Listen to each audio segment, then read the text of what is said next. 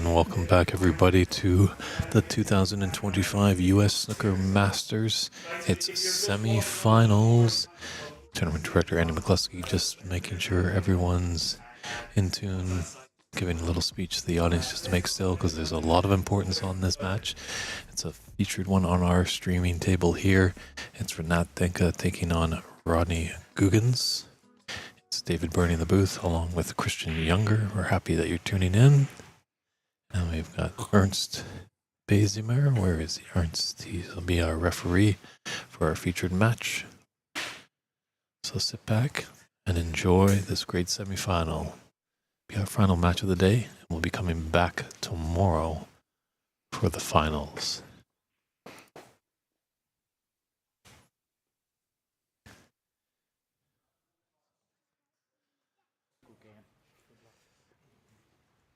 And shakes her hand, and not great.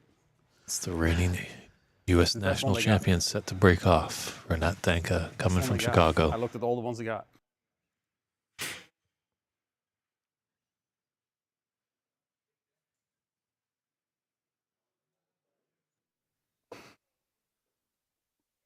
Just a little issue with the cue ball.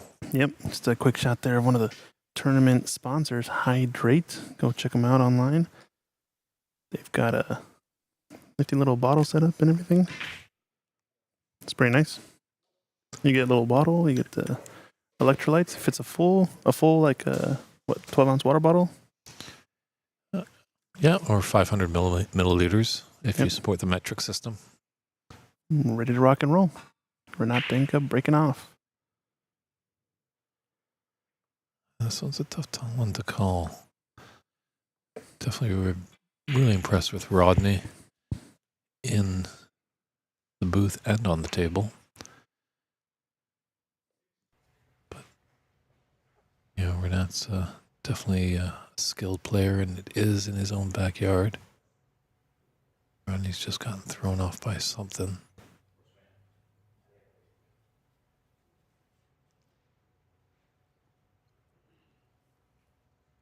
There might just be a reflection coming in the front door that's reflected off the mirrors here.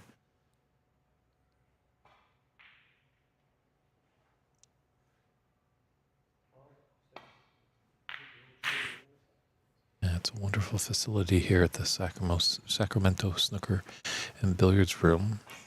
It actually used to be a gym, so they've kept the mirrors in the building intact. So sometimes when we go to certain shots, it looks like the room's a lot bigger than it actually is. But still quite a large facility, housing 12 6x12 snooker tables.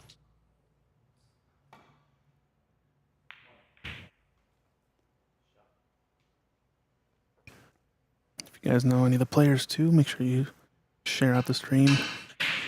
We're going to be focusing on this semifinal match, but there is another semifinal in the back happening. IBSF World Champ Ali Alobaidli is playing against Mr.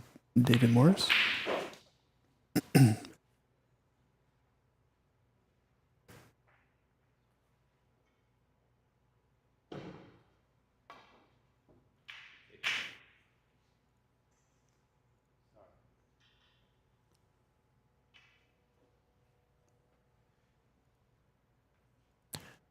Both players have a match under their belt today. We had a little bit of a layoff for our lunch break, so the players didn't have too much to eat, because obviously that can really weigh you down. It's good to play hungry in more ways than one.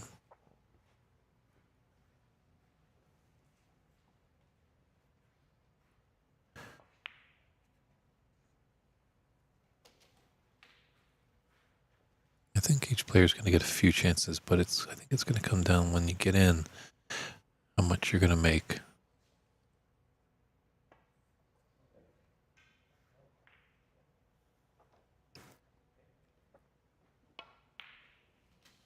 It's not a bad safety. Just make sure to check none of these reds go easily into this lower right corner pocket. So a little containing shot. It does give up a little bit of advantage, maybe to Renat, but Renat still has to come up with a good shot here.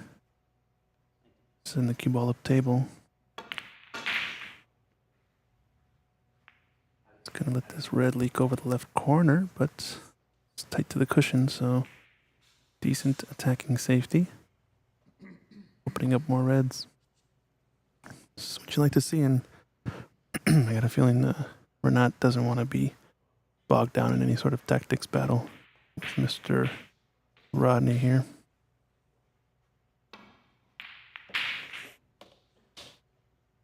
Nice opening red to get things going. Yeah, good pot. Played it with an element of safety, obviously, but hitting that horn has kept it in the business end of the table. And where he was kind of forced into taking it on. It's good on him to knock it down. Yeah, his cue ball's tight to the left cushion, so can't do much with the cue ball. If he can just kind of float it through, there is an open red into the top left corner.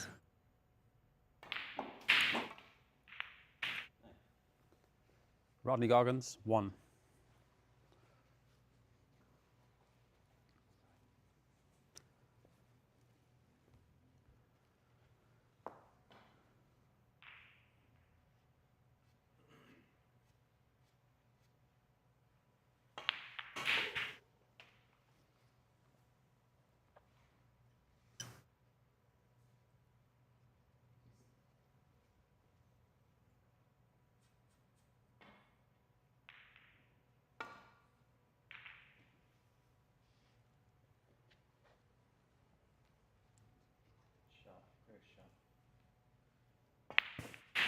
Wonderful shot there by Renat. Maybe just rolled just a little too much, wanted to pull it up.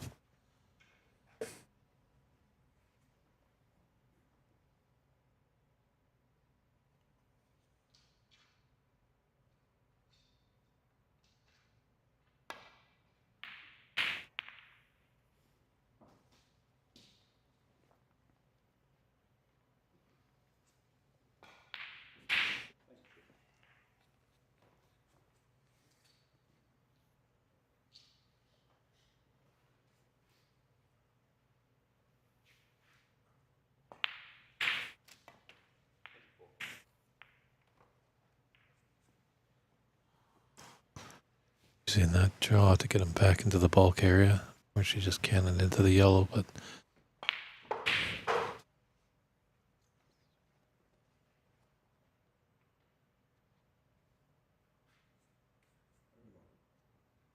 yeah, Rodney just looking for the pathway to get back into bulk.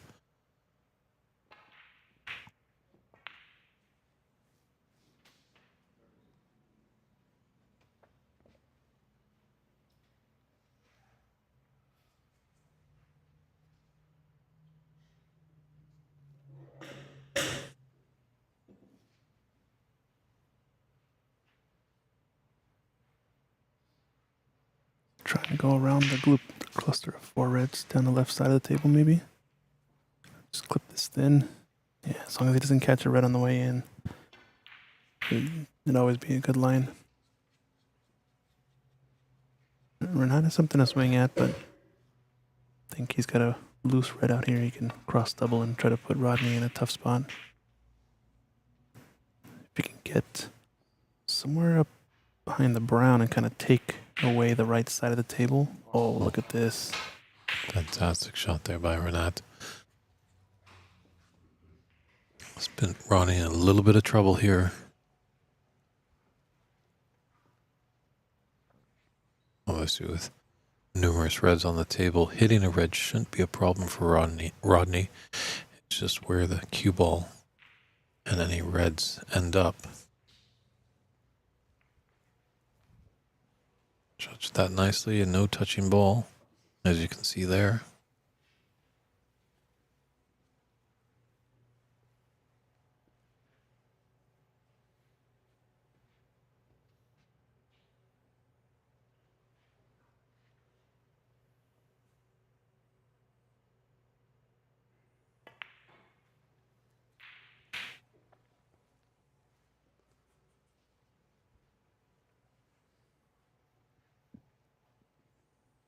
Yeah, lots of respect for both these players.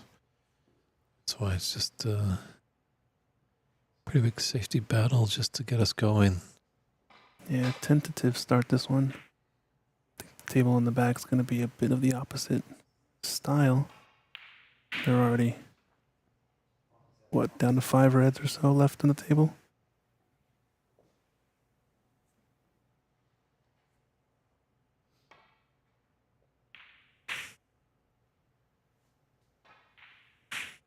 This is not bad for a dump shot. He's got him tight to that red.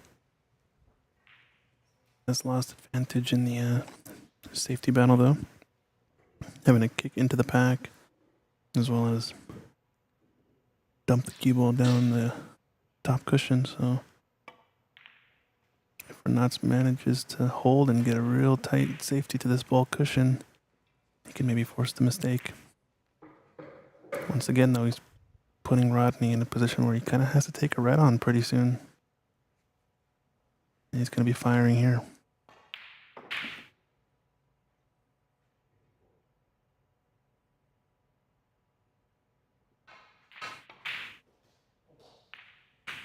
Nope, never mind. Another dump down to this red. He's got him tucked underneath it this time.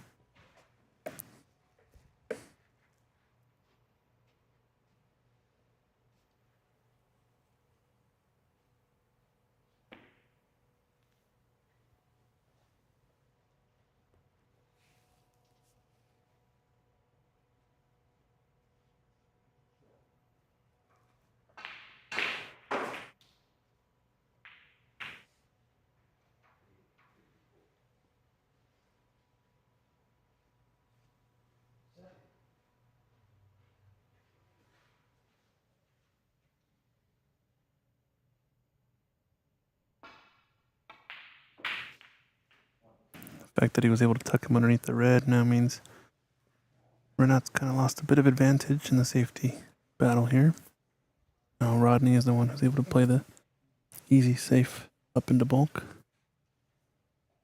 But plenty of reds that are going to start getting punted back up table. I think if you're Rodney, you're very happy and content playing this style of game. Pick off a couple reds at a time. Play the tactics back and forth. I think with player of his experience, he's going to be favored in that type of matchup. So look for Renat to pick and choose his spots for when to, take advantage. He's going to have to do it at some point.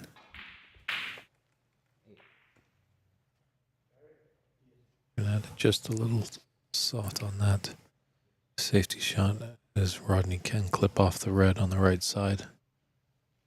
Those reds in the middle, underneath the pink. With this red gone, it's going to try to get him underneath or to the left side of the brown if you can. The left side of the table is the one cluttered, and you don't want to be trying to escape down that side, so...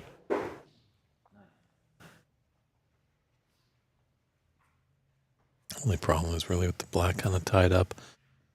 Yeah, I might know sooner or later. Maybe one of these gentlemen might try to see how their long potting is, but it's not a really big reward because that red is just smothering the black. It does. Black does go to the right corner. Well, it doesn't matter now. I think Renat's overdone it a bit here, but this is kind of what you're looking for a little bit. Cut off the right side of the table and try to force him to escape down the left side. A lot more reds in the way and more difficult of an escape.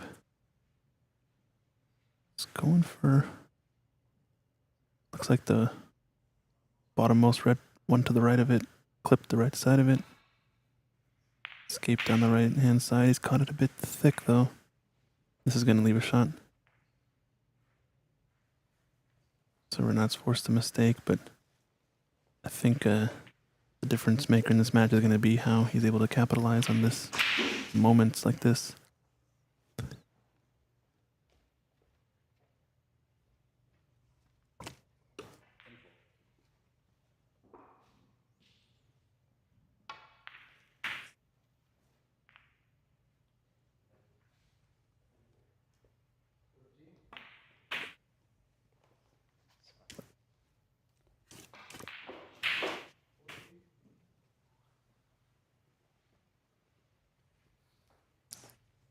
know, sometimes you gotta take a frame by the scuff of the shirt, you know.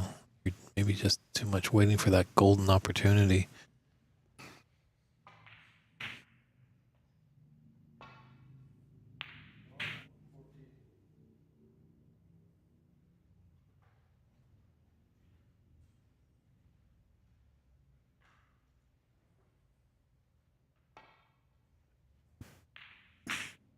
Another dump shot. He likes doing this, putting it up against this red down on the lower rail.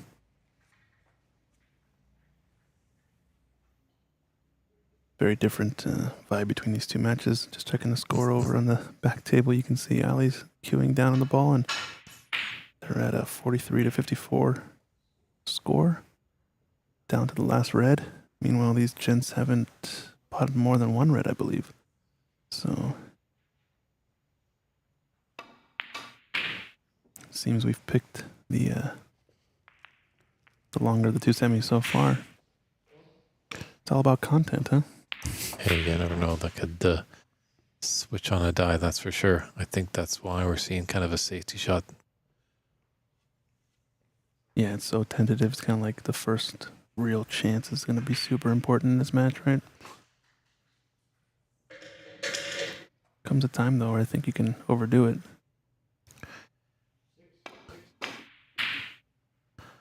Oh, it's a decent shot there. Wants a cannon, though, with the white. He's trying to hit it with that much pace to get the stun, as well as the spin on the white. Looks like that red is open to the top right corner. Does the pink go into the top left? Really, it's tough to tell from there.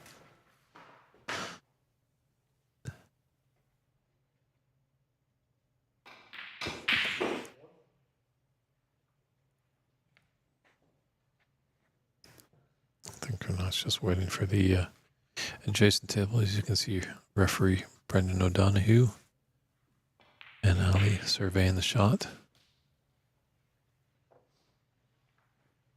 Does have a mid-range red to the lower left corner. Looks like that's what he's going to take on. Black spot is very clear still, so like we said, first real attacking chance is should be fruitful.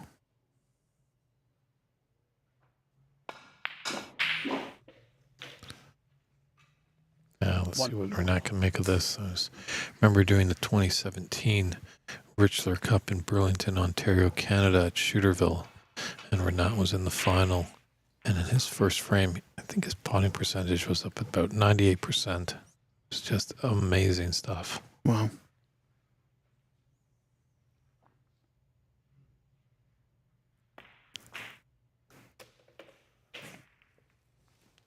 It's a good shot, although he hasn't really finished nicely on a red.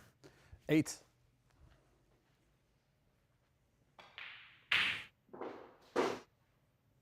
And the second red has landed. Meanwhile, back table, I believe. Davey Morris has got a good chance to try to clear up here. He's on the yellow, shooting the green next. Oh, Renat Renat Denkha, took a 8. tough one on. This is possibly a big mistake. See what Rodney can put together here offensively. I think might actually have to plant this close red onto the other. It looks or swerve.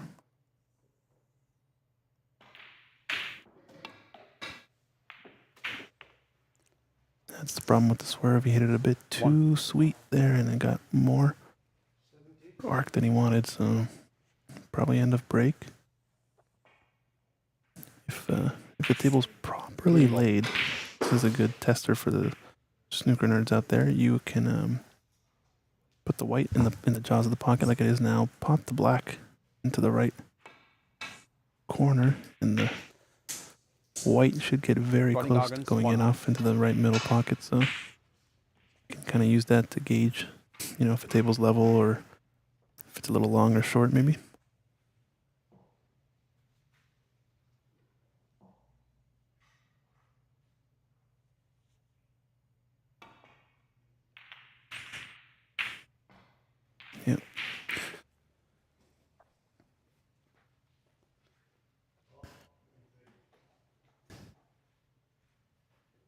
I think that red just covers the pathway for Rodney to take this red close to the top left corner.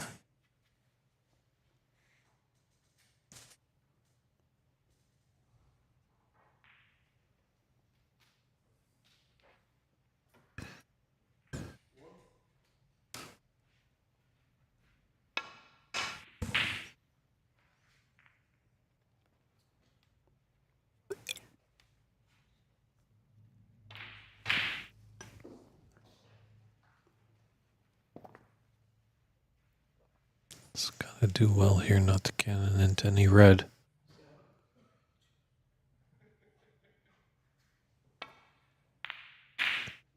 It's a tough one. It's a tough escape there.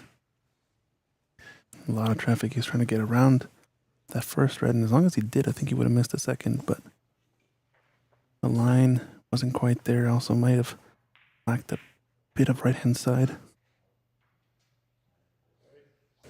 He's fortunate it's not too straight on that red that's just to the top and the left of the black.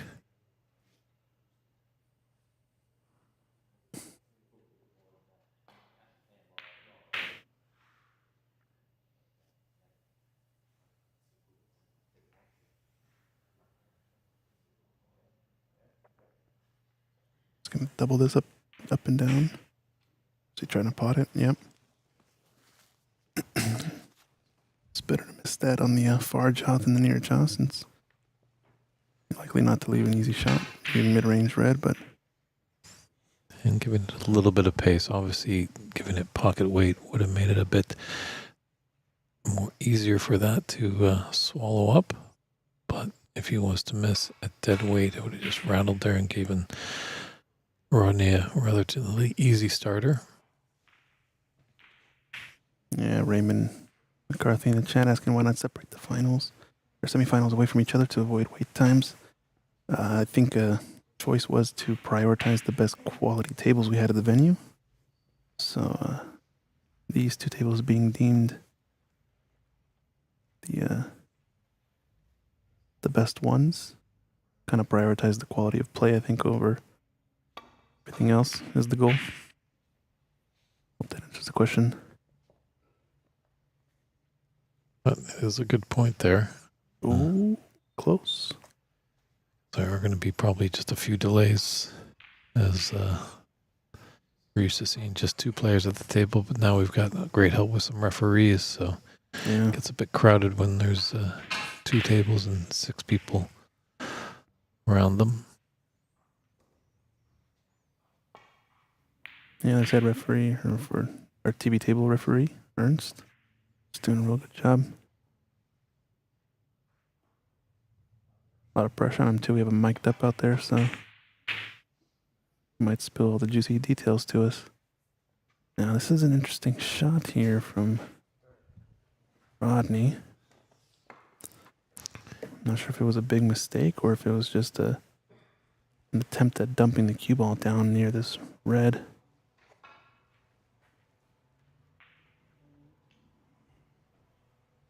Yeah, somebody just pushed Brendan out of the way. I agree.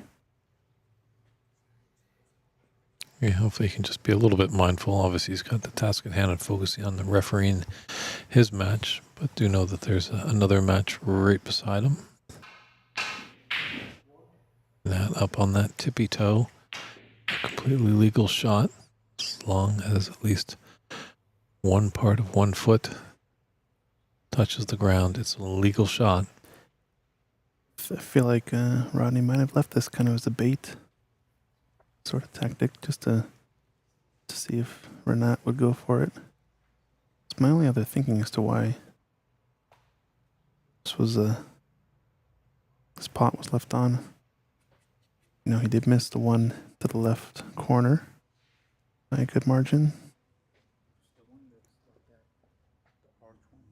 Swan.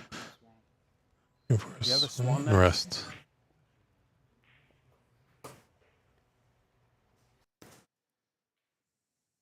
Well,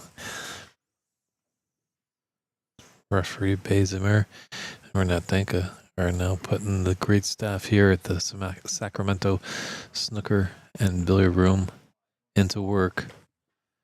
They're taking a look to see if there is a swan. A piece that doesn't usually come out. It's interesting if we could get a good glimpse of this tool. Let's leave it out to the chat there. I know it's been called the swan for a while, but it kind of almost looks a little bit like a slug. Yeah, slug is good too.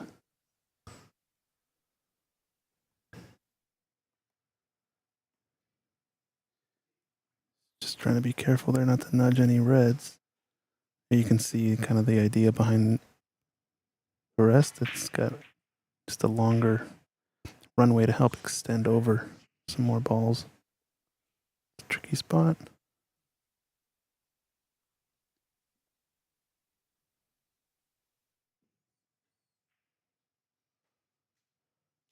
And he's potted it. No fouls. Great shot. I guess mostly with just the very elegantness of snooker, coming in and calling something a slug is not as sweet as a swan. Of course.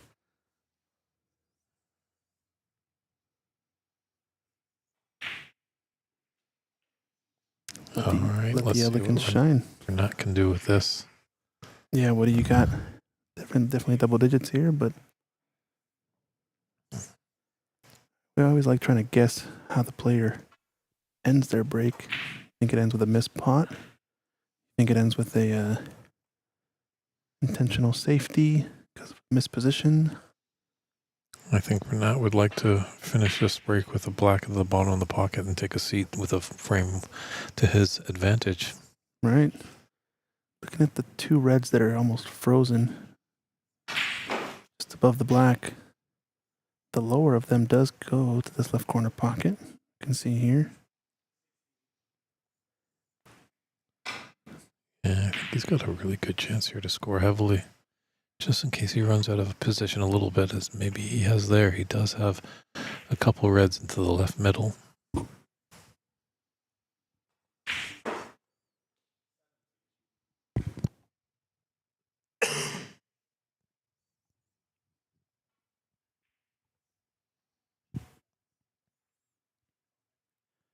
It's almost perfect on this blue. Might be a little bit off angle, the wrong direction. If he is, I don't think it's worth trying to pinch the pocket. If he's straight on, he might be able to draw back to have that red just to the left of the pink ball. He also has the pink going into the top right corner.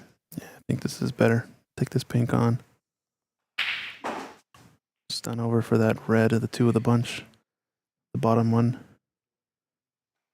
I think he's near perfect where he can go forward on this shot. The only thing is we've seen these slow rolls getting a lot of players in trouble, so he's taking this red on so he can stun it a bit. Now he's back in line.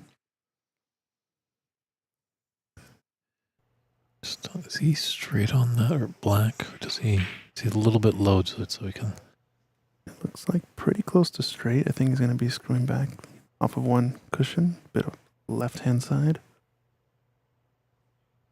Maybe trying to see if he can get high on the red of the two in the bunch.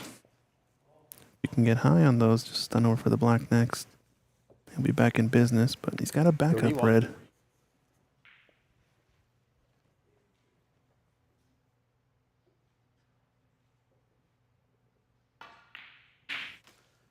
Yeah, good shot. Nice stroke. You can choose to cannon these or looking to see if any reds go to this lower right corner. I think the real only one is the one above the pink. Maybe the leftmost red of that bunch, to the left of the pink. Maybe that red goes to the right corner. It's tricky to tell. Might just have to play the cannon here.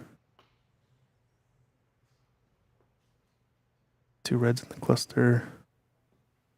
Yeah, he's looking to see if this one goes. If this one goes, it changes things pretty drastically. So he can kind of just float with a stun run through shot or go off of one cushion. If not, cannon might be the only way. Just playing the stun run. It's going to be a bit short. He's got 39. another red, right middle pocket. Maybe this was his plan all along.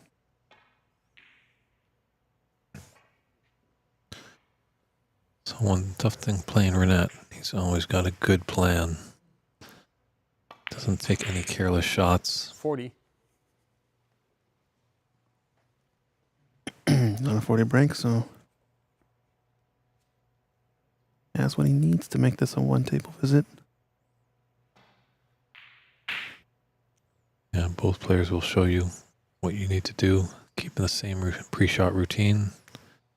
Same amount of feathering.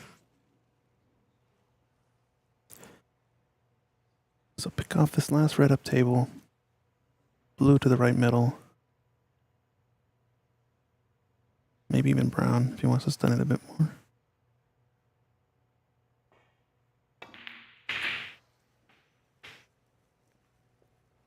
No, it's playing down for the last red. Excuse me, I thought it was on. No, it was on a color, but I think he's 45. lost his white here. Some white travel through for that red out in the open, just to the right of the pink. Yeah, it goes, but it's going to be dicey. Gonna have to play for bulk color here, maybe. 2 cushions. Or just go around the green. Missed the Renat pot. Denkha, 45.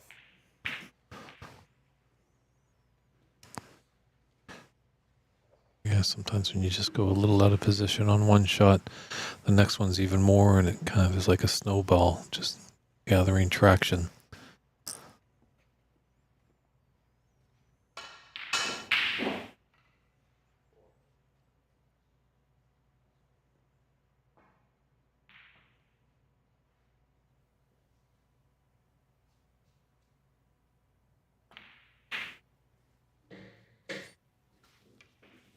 Excellent pot. Now it's 1. Rodney's chance to counterattack here.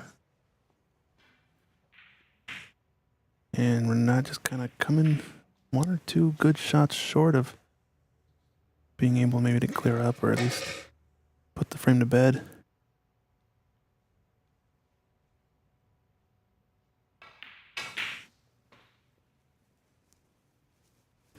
Rodney does have to solve this puzzle of the 2 reds. 4. Like I said, I think it does pass the lower one to this left corner pocket.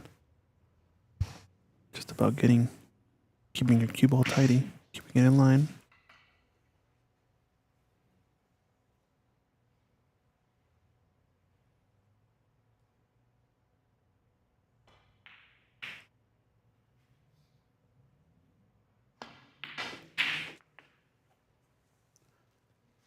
Didn't want to cannon the black there. It's caused him to 5. change the line, and he's going to be a bit short of pace.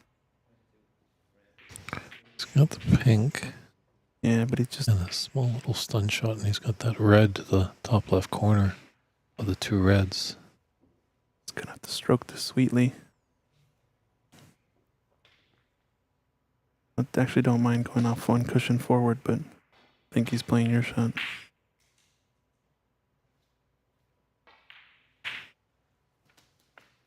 Now I think he's actually perfect on the lower red of those 2 that are close to touching.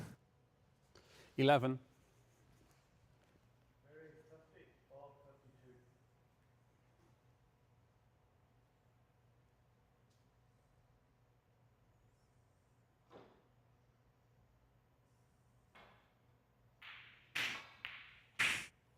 $12.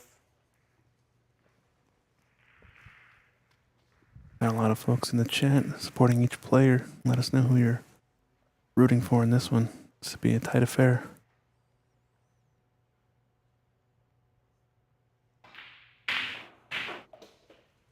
Yeah, I would be amazed if one player is to whitewash the other. 19. No, I don't think we're in for that. I think, I'm very surprised. the snooker gods would be severely angry at someone if that was the case of one of these players. They're just both too strong.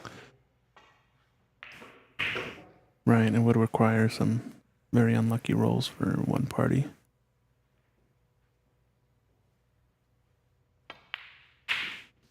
20.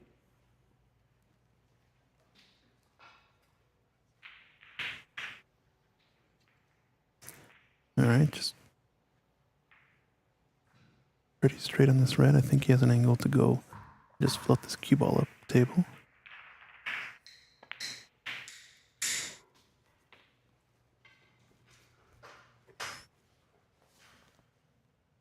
And he's done well there 26. to cover the pink spot with the white.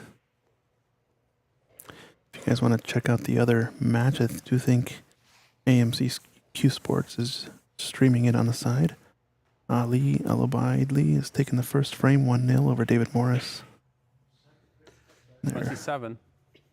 getting to it in the second frame now. In the background of the screen there, you can see him in the background. There is a link to the live scoring in the YouTube description as well.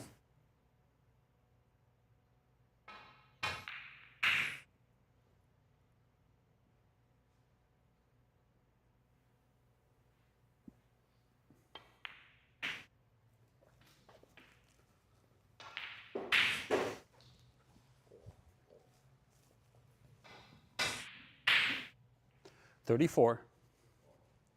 Actually covered the black spot there with the white. That'll do. Yeah, 17 in it, 35 on the table. It's going to be pretty crucial now, this blue, where it lies.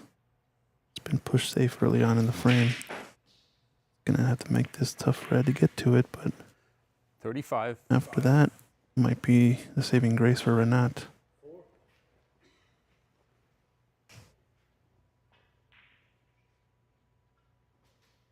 Can he dislodge it here with the pink?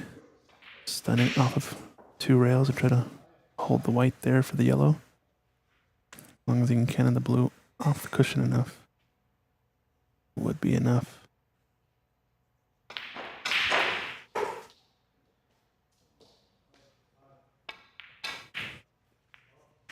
Oh, Rodney Wow. Goggins, broken 35. down on the pink. Wonder what happened there. Just Might have felt like he was in between shots. Maybe hadn't fully committed the decision to what he ended up trying. He's overcut it by decent margin, so I don't know.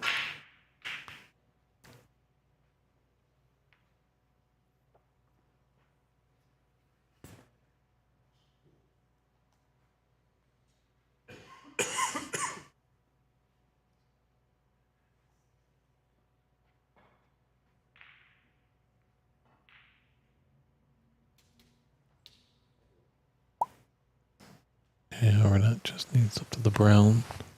But so many times in the amateur game, numerous tournaments we've been at, a lot of frames always are coming down to the colored balls. So sometimes a good mantra, just get yourself to the color balls with a chance.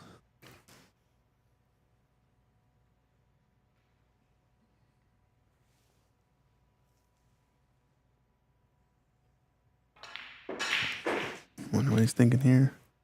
Is the pot too risky, maybe? Load up behind the green.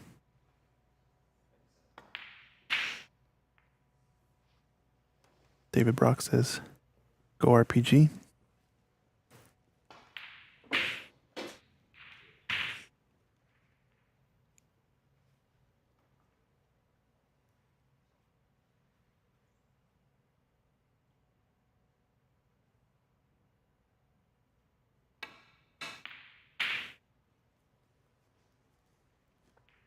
Yeah, gosh, I think we're using a simplified scoring mode where the players are marking their own points.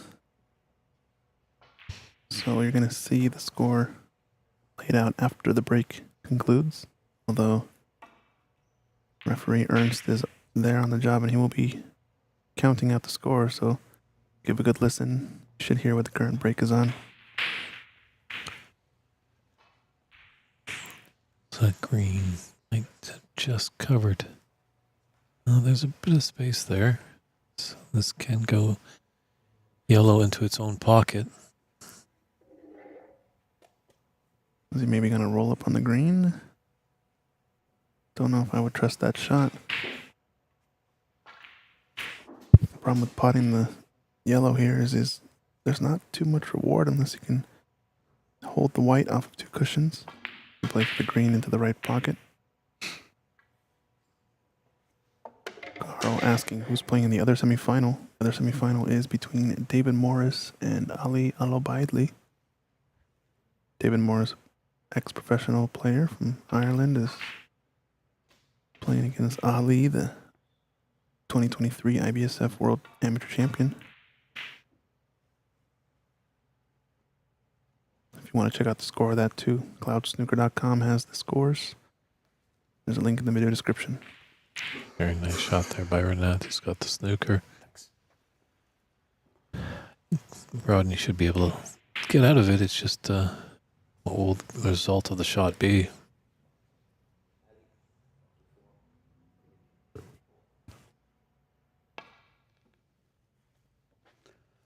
Oh, missed it there. Played it, had to play it to the right of the middle pocket. Renat Denkha, So 4. tells you the line Free ball. has the yellow pocket in, or excuse me, the middle pocket is in the way of that line with a free ball. That might be tempted.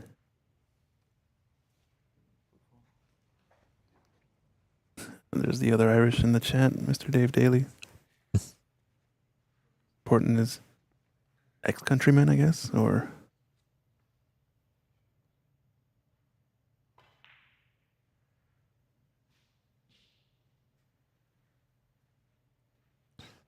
And belated St. Paddy's Day as well. Well, Rodney and David definitely come directly from Ireland. Our good friend Dave Daly does live up in the Seattle area, but I'm pretty sure you'd never lose the Irish. He's American now, though, unfortunately. Or fortunately, I guess. I don't know what do you say about that, Dave.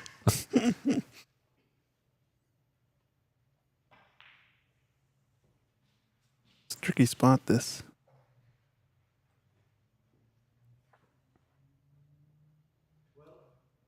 You'd imagine the kick shot is going to be... Let's put it back.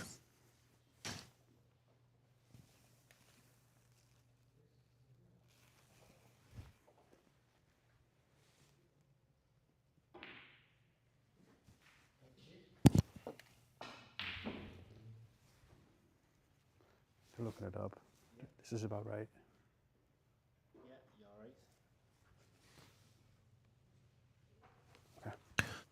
Referee Bazimer just confirming with Christian as he's pulled up the replay on his tablet.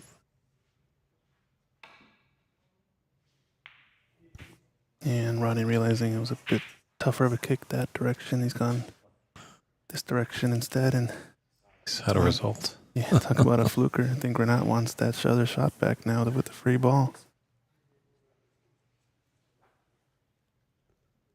It's always a tough spot with these better players. It's almost like taking the free ball is actually better. You're better off just because, you know, so good at kicking, they'll get a result like this maybe, or... Foul and a miss. Rodney Goggins, 4. Free ball. Yeah, he's looked at it as a free ball. It looks a little close from this camera angle, but they're in right behind it, so... Pink ball. Big mistake from Renat, maybe, in retrospect. He wants to be back in that other scenario, right?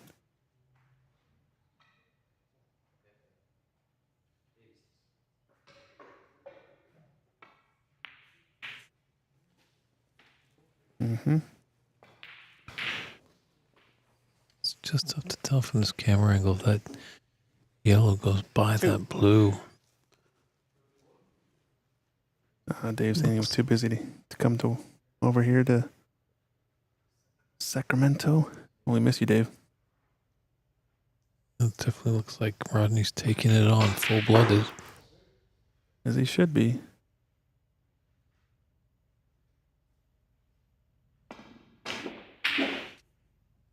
It's a good pot. Once again, it's caught the underside of a ball, but it's going to actually help out in this case. 4. But I don't think he's running out from here. brown's fairly safe. He's going the wrong direction for it. Definitely would be a big steal if Rodney could take this first frame. It's trailing right now by 16. Rodney I Goggins, think the safety 4. is actually a little bit better choice from that spot.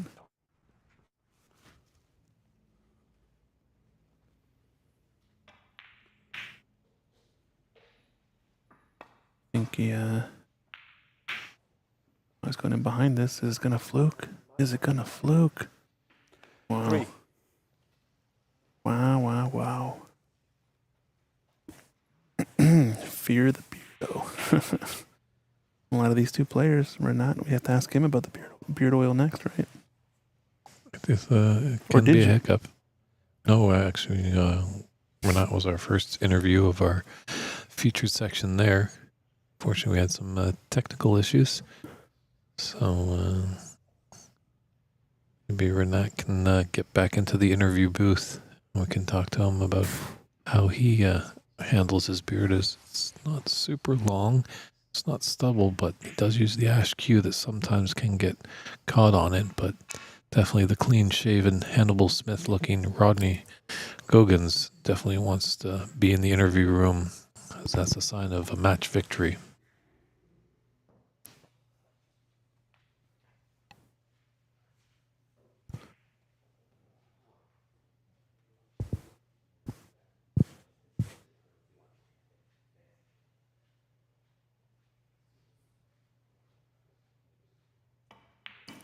Big pot if he takes it on. 7. Great shot. Yeah, that was his frame ball. 19-point difference, right?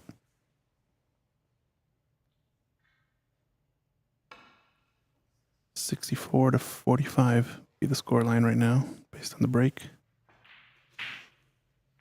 So really wants to knock this in so he avoids having to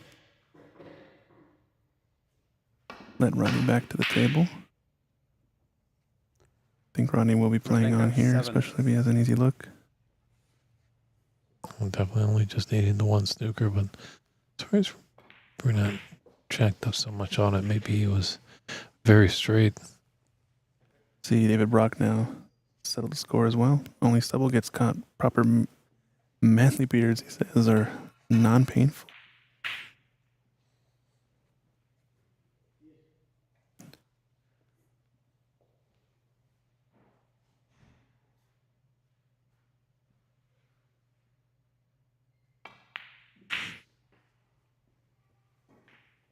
Five. Figures he's got an easier safety attempt maybe with this pink.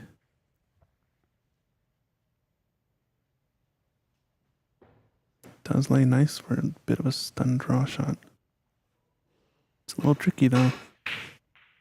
It's got kind of a medium distance to travel with the white, so it's gonna be tough. I also don't mind just separation shot, playing the white off of one cushion and trying to lay it on the top cushion tight. That's what he's choosing. This way as well, he's played the Rodney Goggins, pink 5. off of two cushions. Just a little too much base. It's poked out that PABSA could just maybe thinly slice this into the green pocket.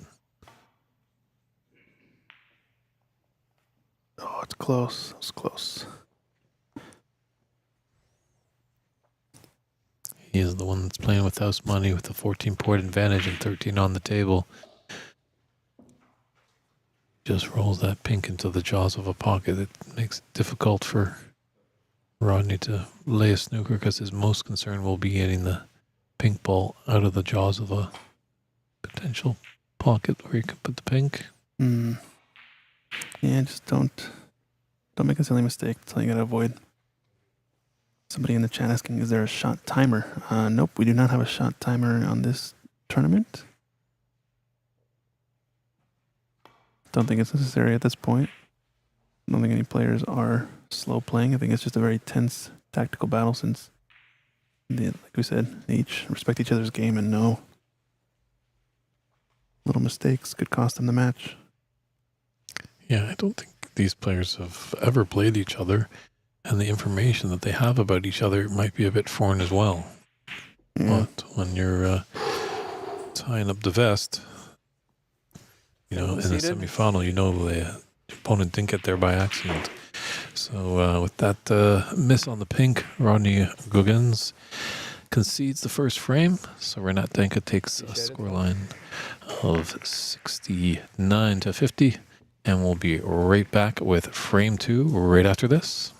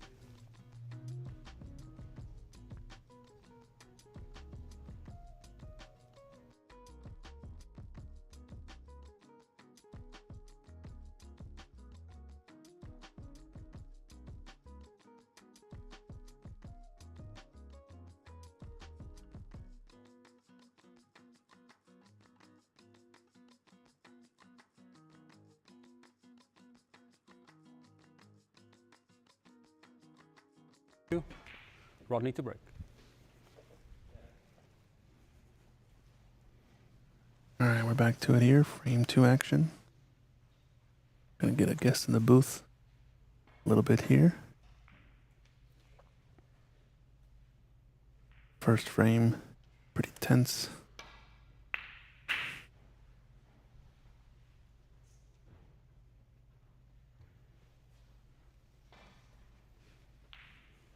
It's got a red leaking up table on this break off, so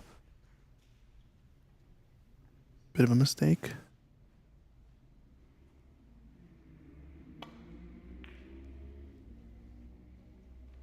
And Renat with the miss.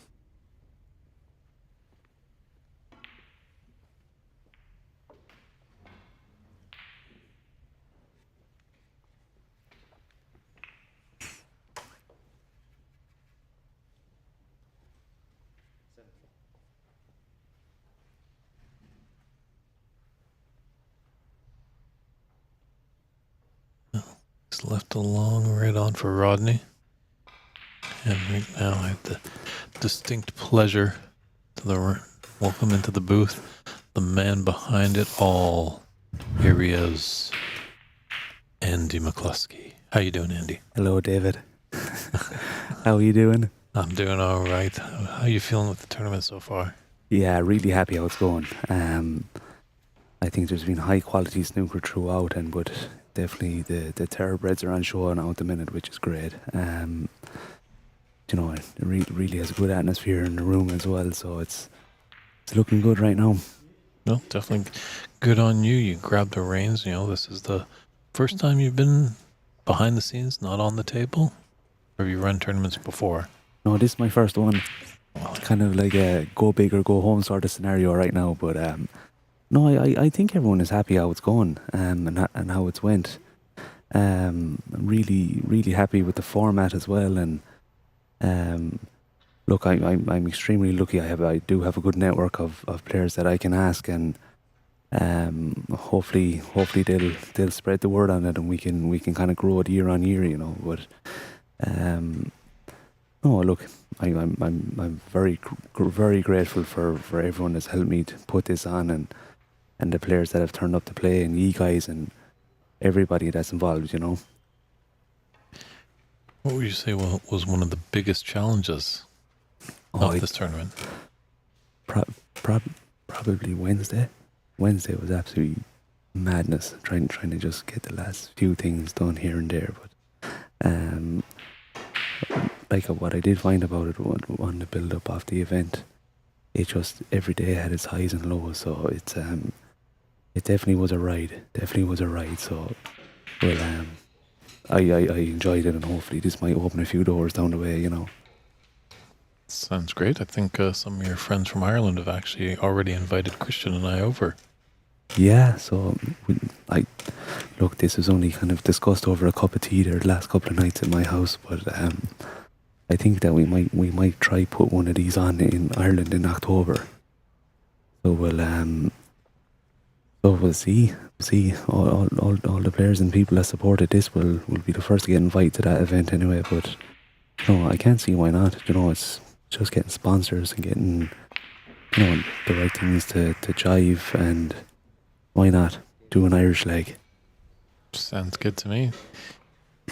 I do have some Irish in my lineage, but I've never made it over to the Emerald Isle. So yeah, there's a lot of ginger in that beard, Dave. I see, and you're wearing the green tie as well today. But at the moment, I see our two Irish boys are actually behind in the semis against two great opponents right now.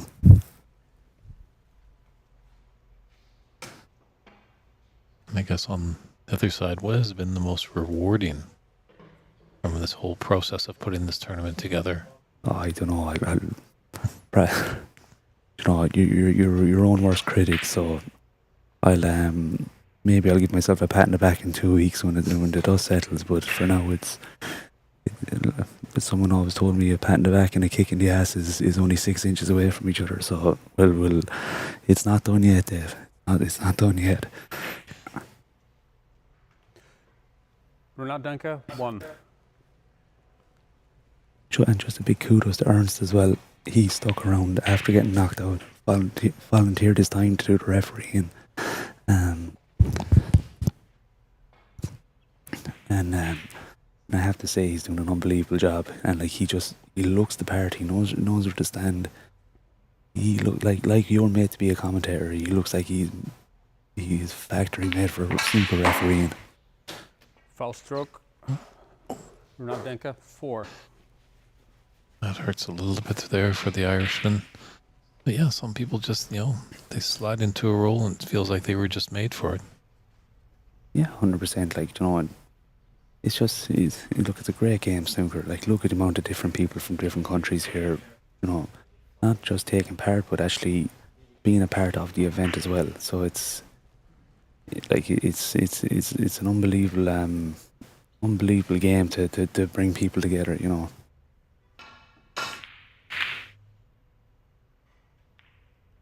Maybe one more question on tournament directing, if we have any fans that are chimed in, if they have got a question. But my last one is, any advice that you found to anyone that wants to pull up the socks, maybe put the cue aside and put on a great tournament? Yeah, I played the tournament as well, and that was all the way along. I told myself I wouldn't do it, but we kind of got caught at an odd number that I decided I would play it. So if I was to do it again, I wouldn't play it. Now, saying that's very easy to say, but I guarantee you next year I'll probably be in it again. But I suppose just a big thing is just understanding that people can't make it. Things are going on. It's not personal. And just roll with it. It's going to happen.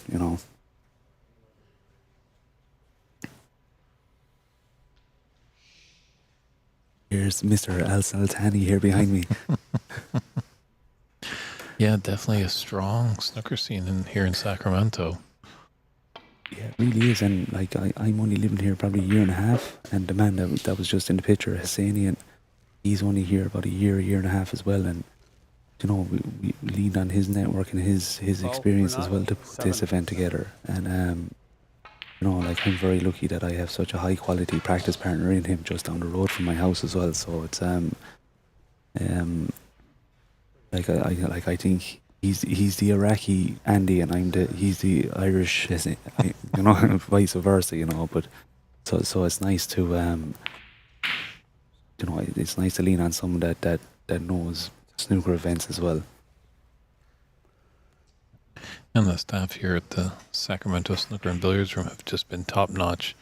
They just say yes to everything. I don't think no is not in their vocabulary. Their hospitality has been brilliant, and anything we asked Samad, he tried his best to do what he could, because this facility is only open maybe a year or so.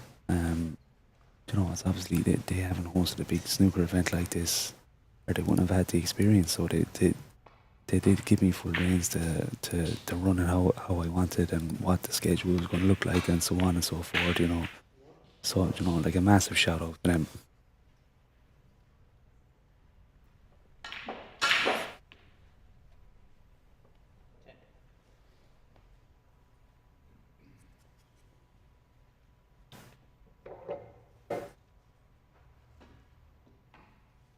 So this is the second time the two guys have played in this streaming table, right? Correct. You know, so Yeah. Renat was obviously our first streamed match of the tournament as the reigning U.S. national champion. You gave him that distinct honor of opening up the tournament on the stream. Yeah, 100%. I think we need, like, this is the US Snooker Masters. We need to honor our US guys. We had good US guys in the last 16. I'm a US guy. Tom Lamore was there. Sargon Isaac got to the quarter final, and now Renat is flying the flag for us in the semis. So, you know, like we definitely are starting to show us strength and depth over here. You know, Darren Taylor had Ali Bailey 3-0 down. Like Ali had to come back and beat him 4-3, and now Ali is we're going to go 2-0 up in the semi-final. So, you know, it just goes to show you like what we have over here and our potential to go abroad and do well in tournaments too. Yeah, a few of us were chatting last night after the days was done, and the I think that was a bit of a miscue or something. 2022 PABSA Open champion Amat Ali from here in the USSA. He's been over on the Pro Tour battling it out, trying to do his best. But I think he might be in store for a shock when he comes back to America to see the caliber has risen quite a lot. Yeah, there definitely is. You know, you have to play some unbelievable. Like I've played in 2 national championships. I've just gotten to a quarter final. You have to play good snooker to get there. It's as simple as. Yeah, so like, look, it'd be great to have another top dog coming back to us too. You know, that goes without saying.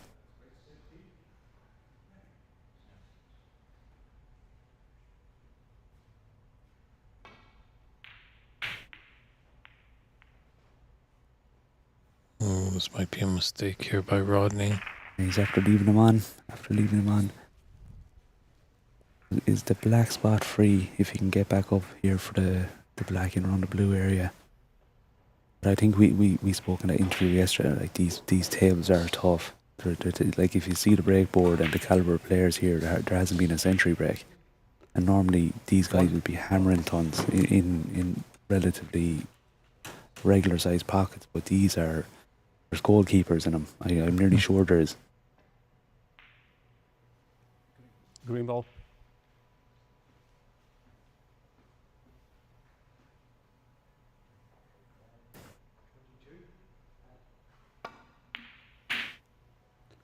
Renat Denkha, 1. I feel like Renat is getting stronger as the tournament goes on too. Like, I don't know how much he's actually practicing at the minute. Like he's no, I was talking to him a little bit earlier on. He's very busy. He has his own business. He has a young family, and like he just seems to be getting stronger and stronger as the event goes on. So like, I definitely wouldn't write him off in any shape or form to actually win the championship. You know.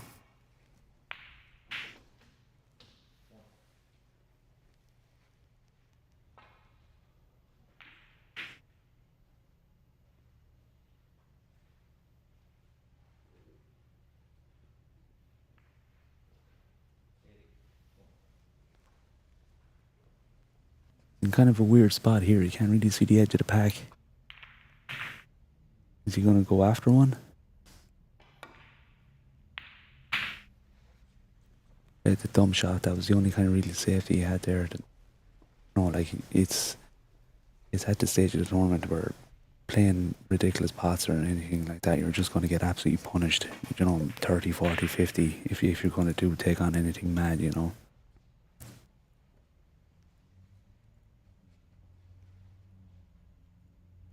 So in the other game, it is now 2-0 to Ali Bailey. which we have it streaming on my Facebook channel, the AMCQ Sports. So if anyone wants to have a look at that game as well, flick over and have a look at it.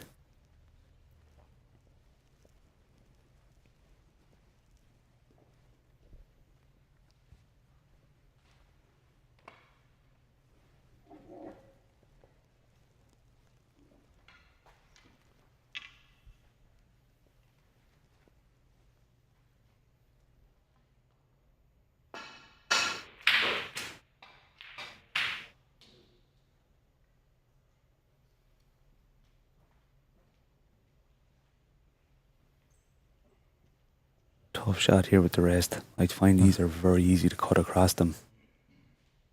Again, I can't stress enough. Like he actually turned that down. That's how tough the pockets are playing. I swear to God, they're like, even shots that I found straight blues into the middle. Like if I was a little bit on the cushion, it just takes every ounce of comfort, every ounce of like concentration and cueing to actually put them in the hole. So they're definitely not forgiven. I definitely would concur on the corner pockets.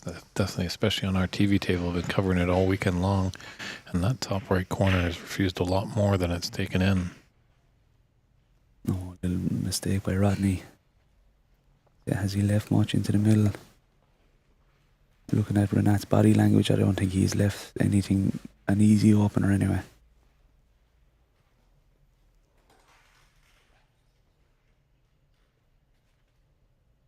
Anything he has to the right hand side is actually he's bridging, and that's an absolute four out of 10 for good lads, you know. You might be able to have some sort of decent bridge. He doesn't like it. I wouldn't be surprised if he turned it down and played safe. Clip the one near the middle and try bring the white up near the yellow and the blue. You know, because as I said, like, is there value in going for anything crazy against the likes of Rodney Goggins, because you're just going to get punished? And like, and this, the way the tournament has been going, it is all match play snooker. Just take your medicine and hide.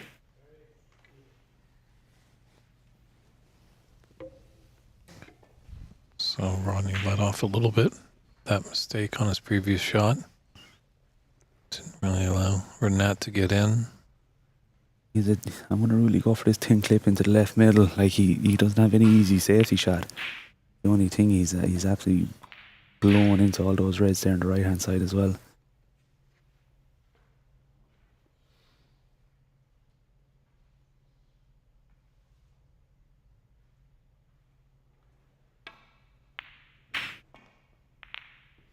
Oh, that was an interesting shot there. I wonder if he actually tried to play off the knuckle to come back. Like, I have to say, Rodney, I know him for years, and he's actually a very good billiards player as well. Some of the shots that, you know, some people would just know from snooker, he brings a lot of education of different types of shots as well, because of his billiards background as well, you know. Yeah, that might be the one advantage that the overseas players do have, because there is a lot more billiards being played, where a lot of people in North America, when you mention billiards, just think the whole encompass of pool and snooker and all that stuff. But there's an actual game called billiards. Yeah, there's not a lot of people playing it in Ireland. Like, there is a community of players and good players at that, but I think Rodney's only kind of the main player that crosses over and plays the billiards and plays snooker at the highest level in Ireland and Europe. Well, in Europe, there's I can't speak for Europe. I just know of the billiards players in Ireland. Now, he got really unlucky. Look at that! Like, he's in no man's land there.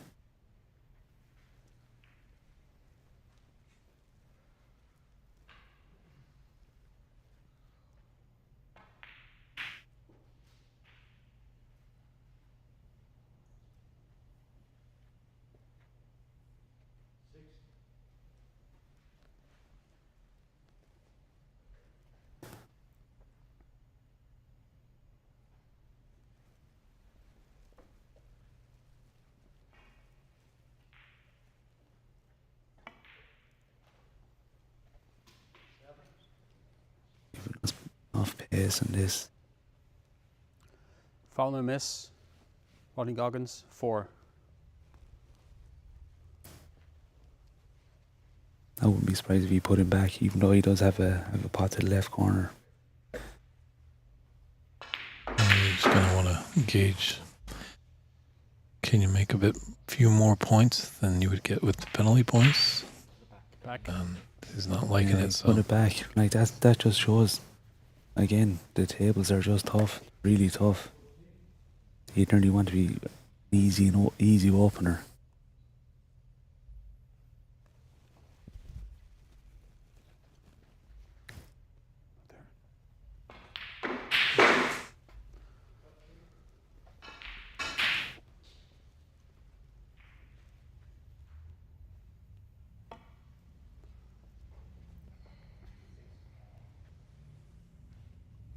It's a better attempt here. Good shot.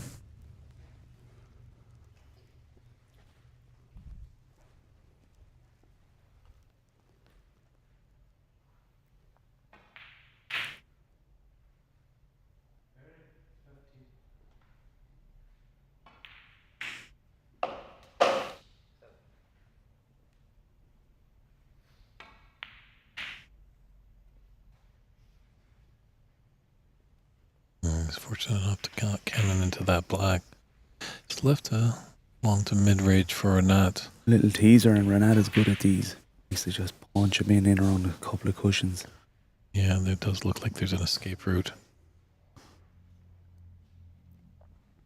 But who needs escape when you can put a red into the bottom of the pocket? He said took a bit of a square bounce off the cushion, but it's after working out perfect for him. Great chance. Look at all the balls are there for him right now. It's like taking your basket out into the farm and just picking cherries off the tree.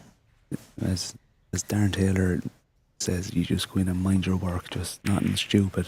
He's unlucky. He's missed it. Renat Denkha, 1. That can happen. Sometimes all the balls are all over the place like that, and you actually get too excited. You're like, this is too good to be true, and you take your eye off an easy one. But at least I do, I suppose.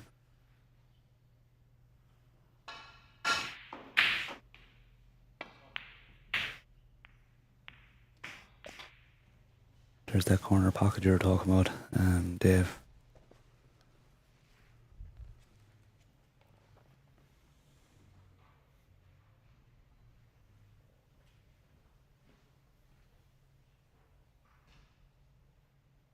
Good shot at Rodney there, showing his excellent temperament. Nothing seems to phase him. Nothing seems to phase Renat. He's unbelievable. Like, and that's the difference in those top players. Like, they don't show a whole pile of emotion because you don't really want to give anything away to your opponent. Like, another player that was here that Renat bet in the quarters, Brendan Donoghue, he is a poker face in it.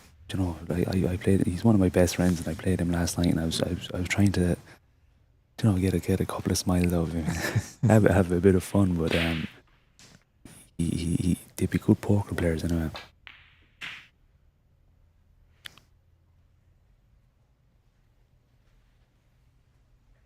Like just speaking on the Irish guys here, while they're in a safety battle, they've been so good since they came over. Rodney, Brendan, Davey, like anything I asked, and I didn't even have to ask. They were brushing tables, they were cleaning balls, they were helping getting tables set up and organised, and they've been fantastic. Like, and it's been incredible to have them over. I was talking to Rodney, maybe that we'll actually get him over for a week or two in the US, and if anyone wants him to travel around and do a bit of coaching and stuff like that, he's an encyclopedia of snooker. And a pretty good sandwich builder too. Yeah, that's the Irish style. So Rodney made the streamers a few sandwiches yesterday, so the guys are doing everything at the minute. Well, no, if I had my druthers, where's a good old-fashioned meat pie? If you come I'll have over, to save that for Ireland. you get well looked after and well fed now if you come over. So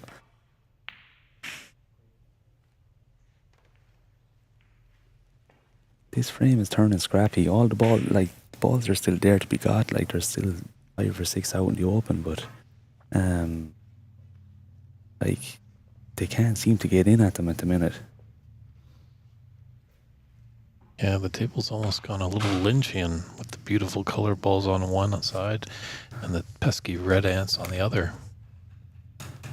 No, I know it's only still early in the game, but like 2-0 and 1-1 is crucial. Like if Renat can get in, he's gone favourite for the match all of a sudden. Yeah, so I see that as Andy being the new academy in Ireland, I have not. I was in the old Ivy rooms, the old Ivy rooms and the old Ivy rooms, but I haven't been in the new SBI academy yet. But it's supposed to be an unbelievable facility.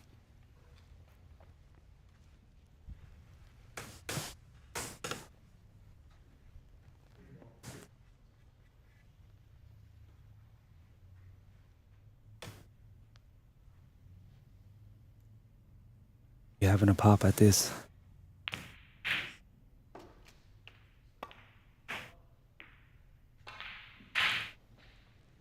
But there's a bit of pace on this coming back down, and a good chance for Rodney.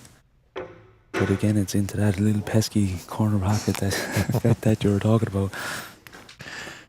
It's like, see the one there that like looks naturally the straighter shot. Like I'd imagine if the pockets were a little bit more generous, he'd be taking that on and screwing it, trying to screw back for the black. But he's kind of playing it contained, like a bit of safety in mind with it, you know.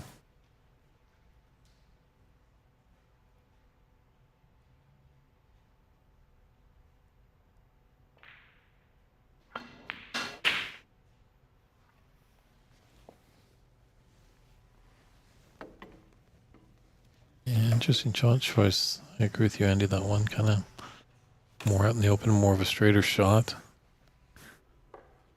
But you know your own percentages. That's a key factor to becoming a great snooker player. Know what works for you and know when you got to run and hide. Yeah, and look, that's what the good players bring to a game. They just know when to go and they know when to come back, and this a snooker brain is developed with experience.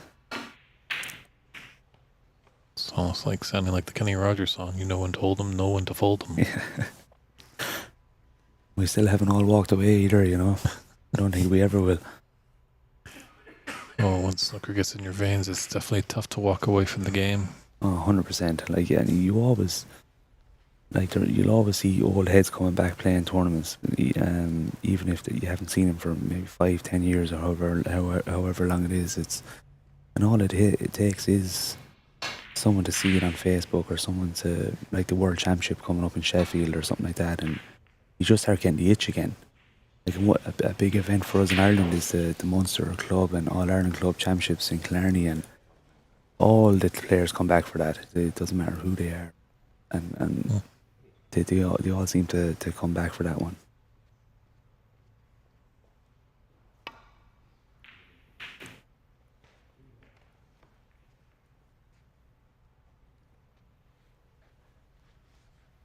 The balls are starting to bundle up there big time, aren't they? True, it's getting a little of a messy frame here. You know, we should be calling a re-racking out here any moment. I was actually playing Brendan O'Donoghue yesterday, and I actually asked him, did he want a re-rack, and there was only 5 reds left. They were gone so bad.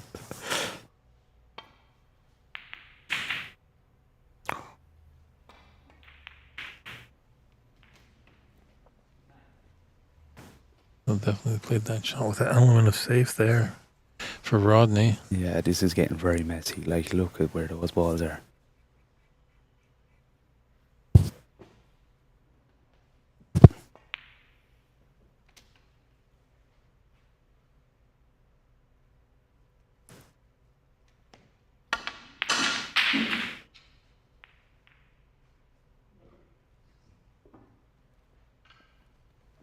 Good chance for Rodney.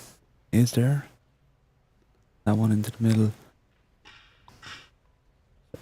He might have just been a little bit of impatience by Renat, to be honest. Like, he just went and had a pop at one. Yeah, kind of slashed at that one a little bit, Yeah. really got into it. like he's a naturally aggressive player anyway. Though that's the thing. But you know, like Rodney's definitely a little bit more methodical kind of sort of a player. Like, no, he can obviously score really heavy as well, but he seems to keep his patience all throughout. That's Joy Snooker too. Styles make fights as well, don't they?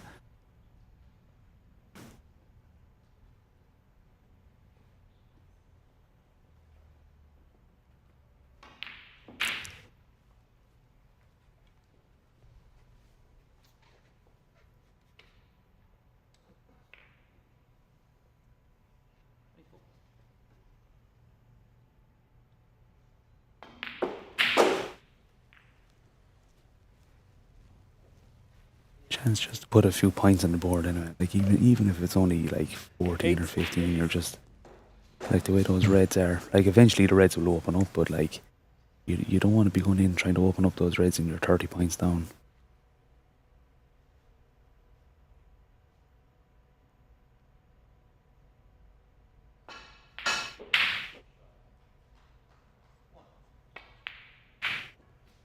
Nine.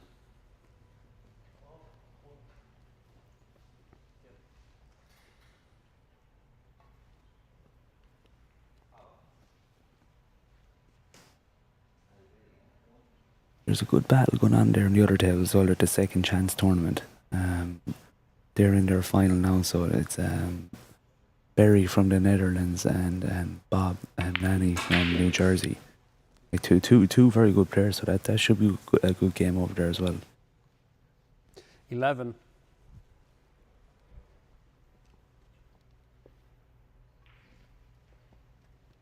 You taking this red on, Andy? On the right cushion? Not a hope.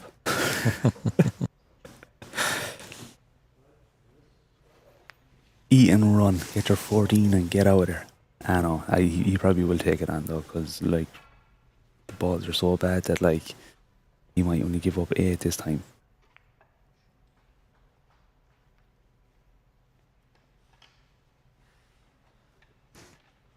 Some beautiful shot there of the facilities here at the Sacramento Snooker and Billiards Room in Sacramento, California. It's the 2025 inaugural U.S. Snooker Masters. It's David Burney in the booth, joined alongside tournament director and player sometimes, Andy McCloskey.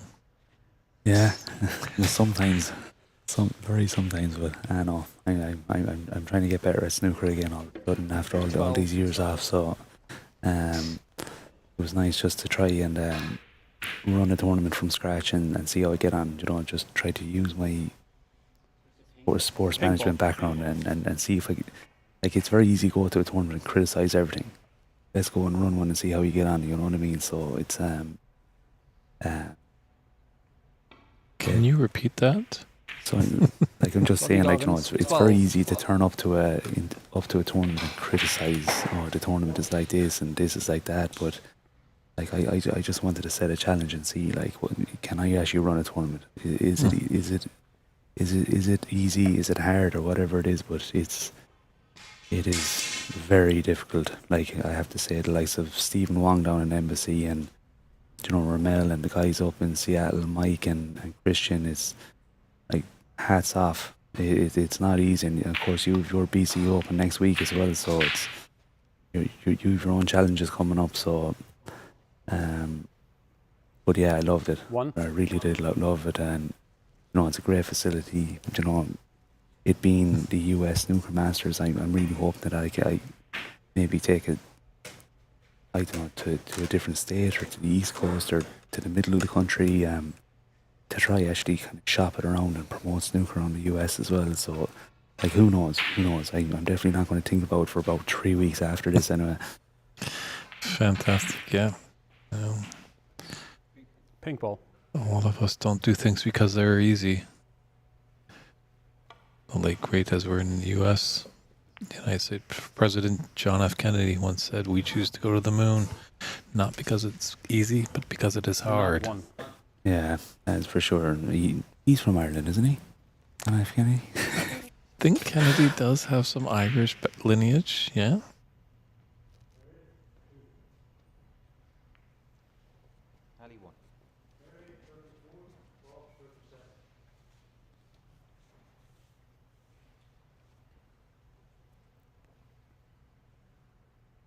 Yeah, sometimes we like to challenge ourselves just to see what we are capable of. Foul stroke. Oh, costly. Renat Denkha 4. The red isn't in a popular position, really, I don't think. Oh, no, it is.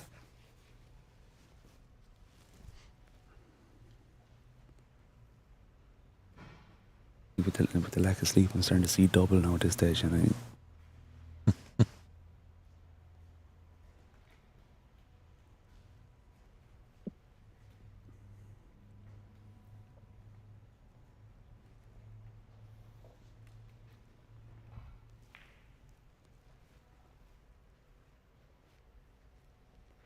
nice little chance to pick up a few points because there's actually 2 reds down around the black that he can get onto, and if he does get in around the black, he can stun into those 3 other reds as well. So look, not to get too far ahead of myself, but like there is opportunity for whoever gets this red.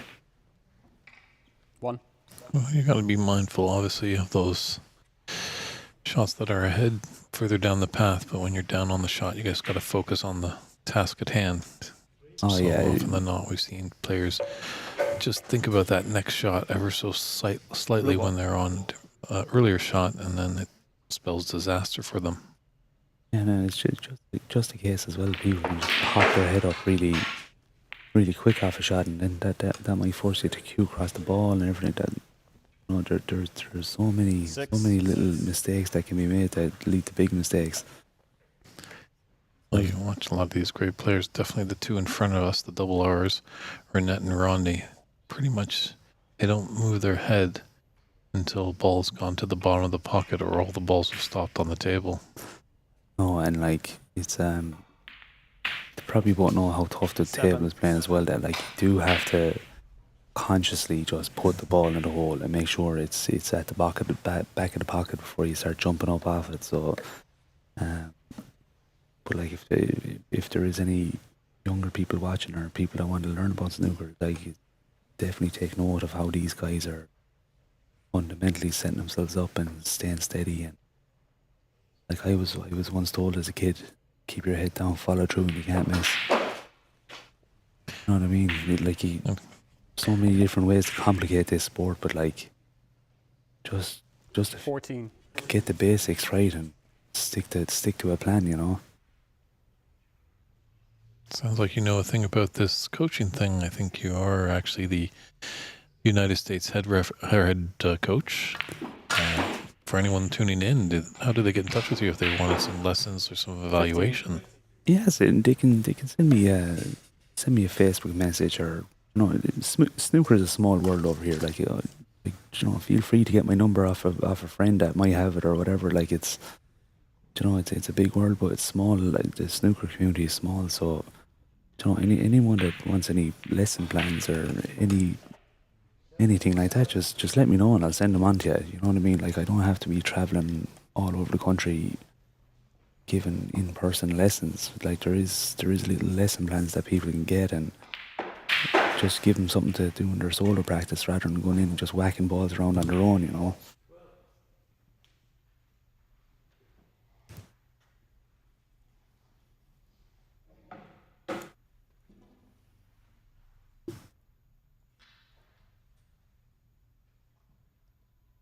I think Davy Morris is ahead in that frame and the other one. Not sure on the yellow. 15. 14. 15. It's 1-5.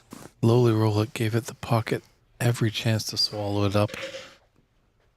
Is the black over the middle? I can't really see it. Is it in a potable position? Well, looks like you remembered your glasses today, so... I know. I don't think you'll ever let me forget that one anyway. Oh, I think we can have a good chuckle of it now. Obviously, in the moment, terror was in your mind, God. but... 1. So if anyone that didn't know, I went to the Pan Americans in Montreal from California, which is about a 5-hour flight, and just as the plane was taking off, I was doing the checklist in my head, and I realised I forgot my snooker glasses, but like luckily my wife shipped them over, or done an overnight FedEx for about $300 to get them to me. But I would have had to pull out the tournament. I couldn't see a ball. I had to play one match without the glasses, and I was absolutely I've seen 4 balls.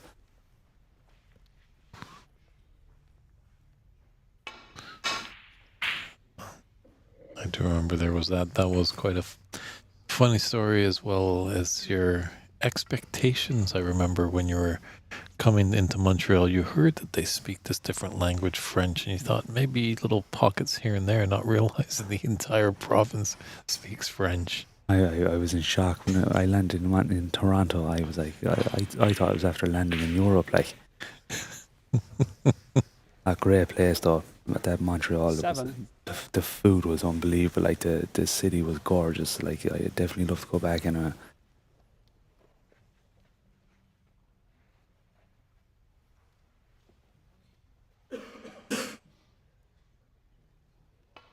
I wonder will Rodney try lay a snooker here, or will he try just get the points on the board and play a good safety off the last red?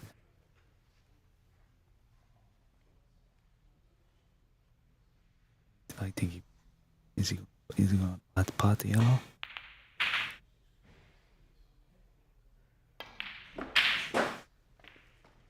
Took the points.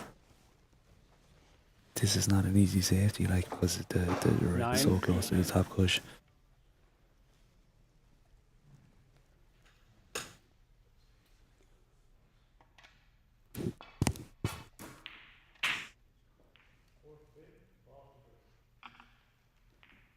I don't know if he can come off this red and toss again behind that black and blue.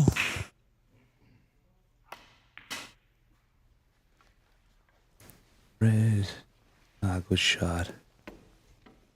In behind the pink. No. So he's crawling back a little bit into this second frame.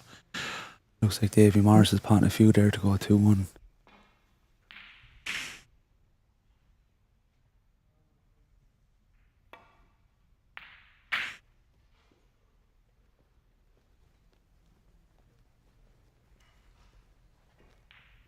So nice pace on that attempt for Renat, giving it a chance to go into that top left middle, and then the amount of pace it was rolling, it wasn't just going to sit over the top right. It's gone safe. Wonder if Rodney tries a cut back double into the corner pocket.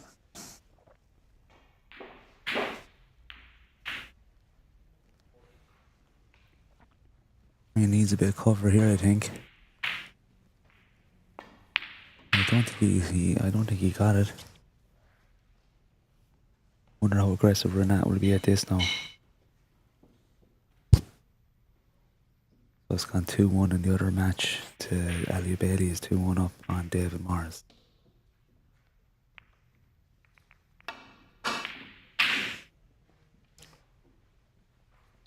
Definitely went for it. Definitely did. I like his style though. He is killer be killed at times, like, you know. Kind of live by the sword, die by the sword mentality. Yeah.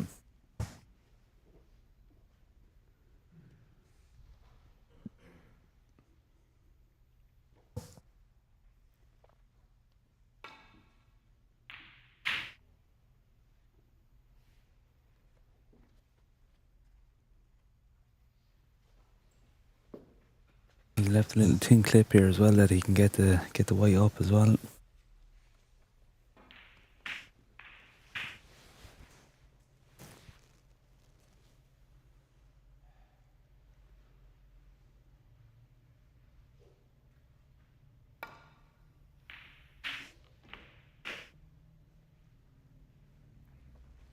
Good shot, and he's on the pink. That is a big 6 points or 7 points to try close out this to go 2-0.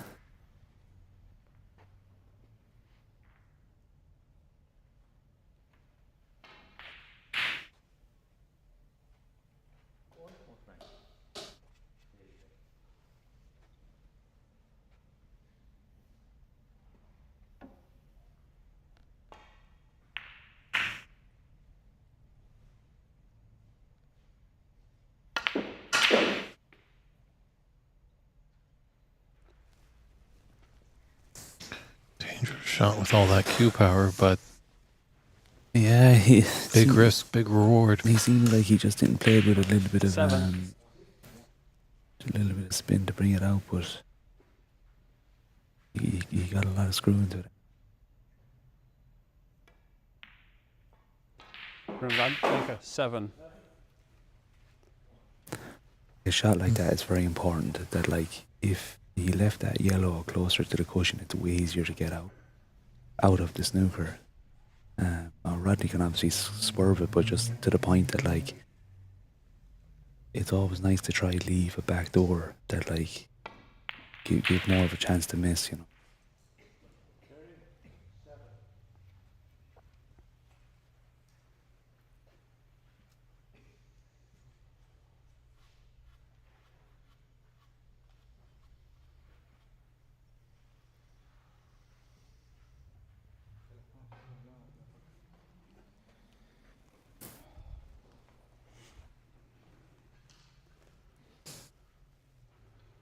Yeah, it's interesting. In our quarterfinals, we had Daniel Wormsley and Ali on it, and it was a whitewash for Ali, but we wouldn't have predicted that, and they were pretty close frames. Oh yeah, I didn't get to see any frames where they're close. There was times I think Daniel just struggled a little bit to when he was in make profitable breaks. That was maybe the one thing that was the difference.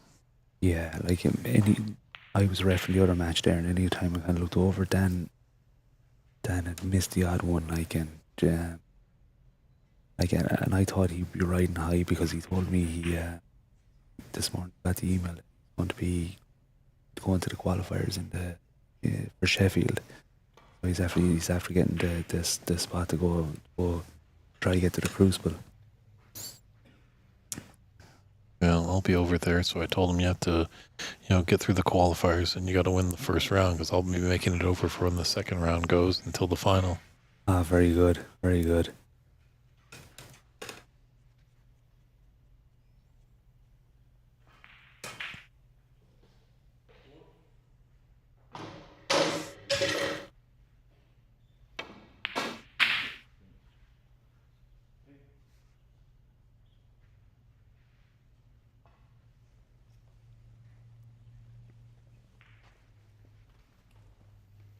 Taking this yellow on, Andy into the green pocket.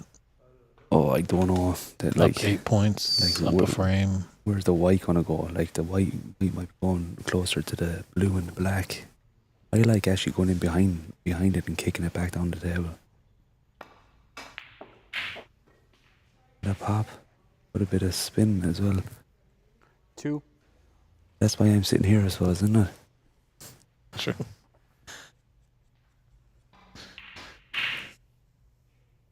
They do like to make us out to be fools in the commentary booth from time to time, these players.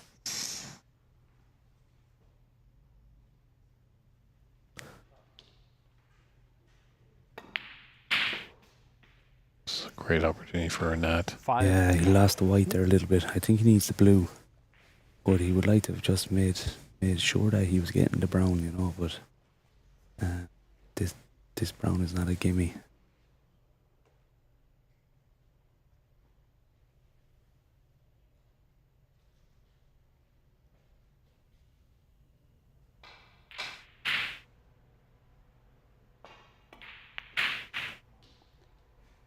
Renat Denkha, 5.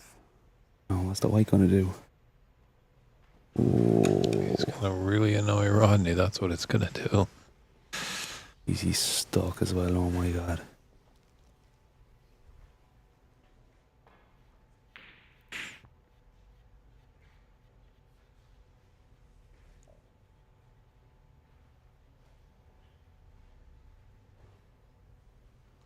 Got dentist appointments that are nicer than that. That is for sure. So he realistically has 2 goals at this. He has to get it before he be Oh, you leaving didn't him with ride him. snookers. Okay.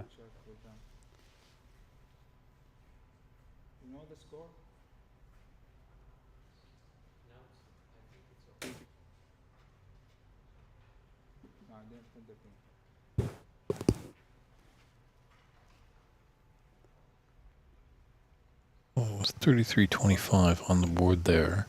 And then Renat made a yellow and a green.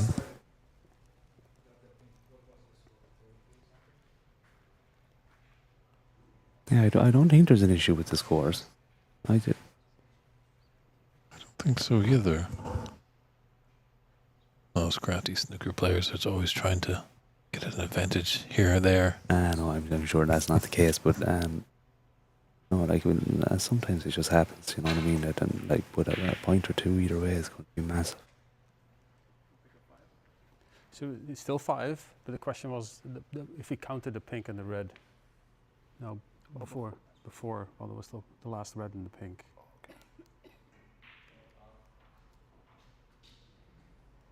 So as you can see on the bottom of the screen, Christian Youngers and the referee Bazimir are just kind of going back in time, looking at the stream. He didn't score the pink. Yeah.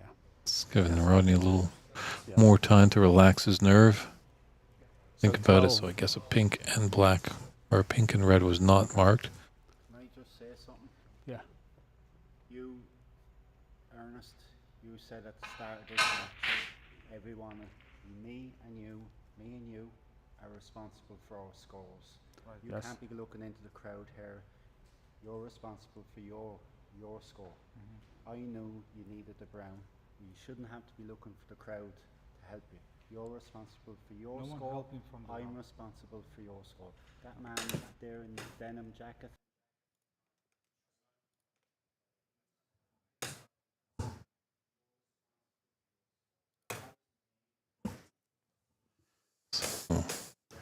Just a little discussion over at the scoreboard. Yeah, they're just confirming like the scoring system, and so it's like Ernst, the referee hasn't been putting up the score, so it's up to the players to put up their own.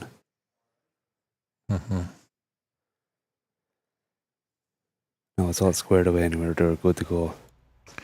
That's the tough part. Obviously, you got to feel for a player sometimes. Obviously, Rodney is, quote unquote, a team sport game. He is the away team right here.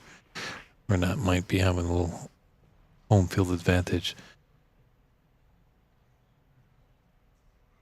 Just goes back to what I like to preach. Sometimes we need lots of people behind the scenes to help out. And being scorekeeping is the best seat in the house. What a hit by Rodney, and he's kept it safe as well.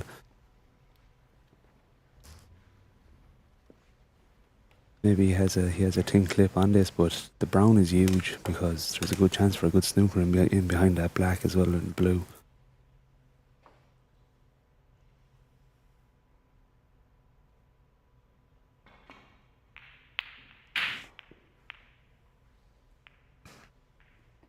Yeah, I've only got to know Rodney white. this trip, but he's been around the game for so long and just values fair play, which is the utmost importance.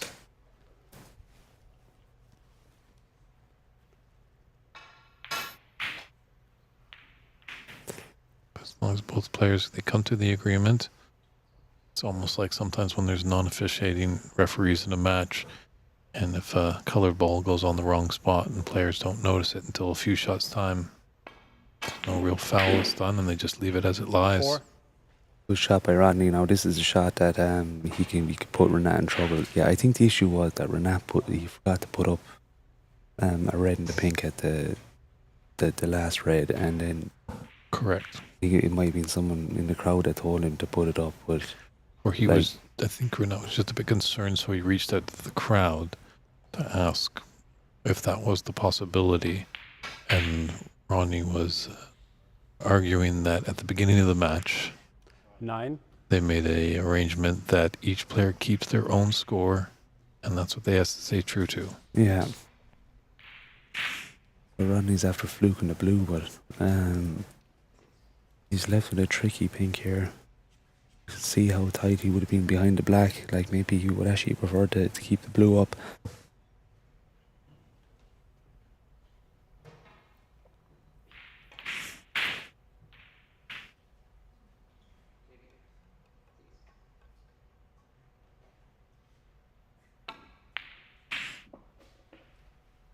I don't know, we're in a black 15. ball all of a sudden. And it's a little And I don't think that goes into the corner. thinner than a Finnish pancake. It is off the cushion a little. Let's take a little look at our vantage point on the live table. Oh, it's tough. No, that does not go. Like, I think he'd be trying to put his back up in the top cushion.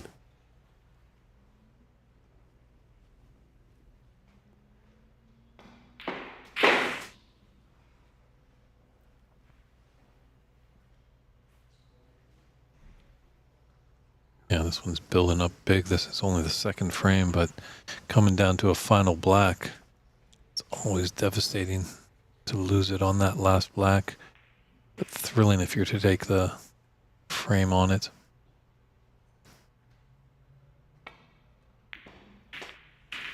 Went for the double. Oh, Has he gone in off? He has gone in off. That's 2-0. False did stroke. not see how that way was going to finish Yeah, there. the frame. So, on an in and off from Rodney on the final black, Renat Denkha takes a 2-0 lead in this best of 7 semi-final match. And McCloskey and David Burney in the booth. We're going to step aside for a quick commercial break and be back with a very exciting and important frame 3. Thank you. Thank you very much.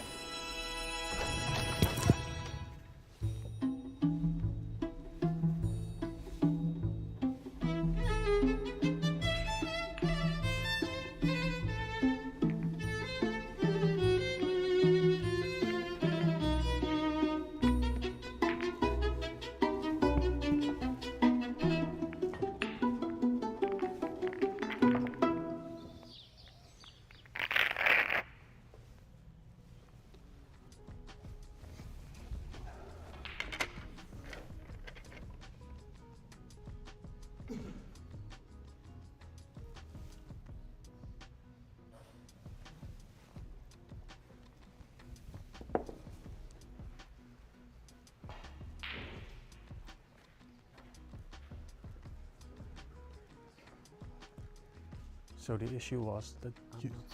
No, that's not the issue. He made it up. Okay. I already know that I need the brown, right?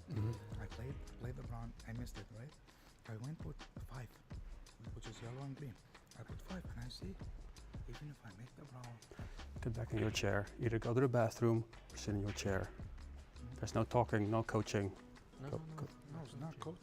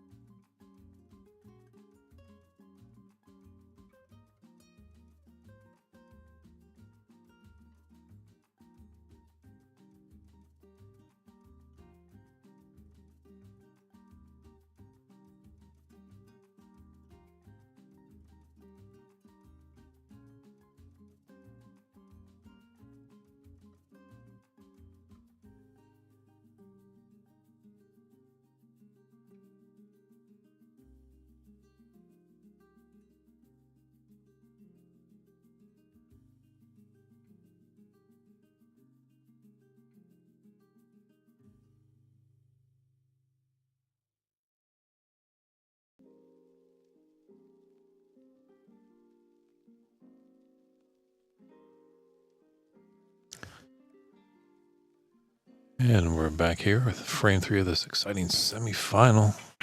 Lots of drama going on here. Renat Denkha with a 2-0 advantage. Big frame here for the Irishman.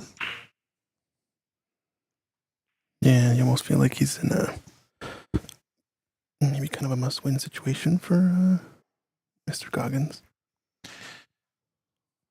Yeah, Rodney obviously has been around this game for a long time, so he's probably been in situations where he's trailed and his opponent needs one frame to win and he's roared back, but it's definitely not a situation you really like to be in all the time. And a nice opening red with that rest.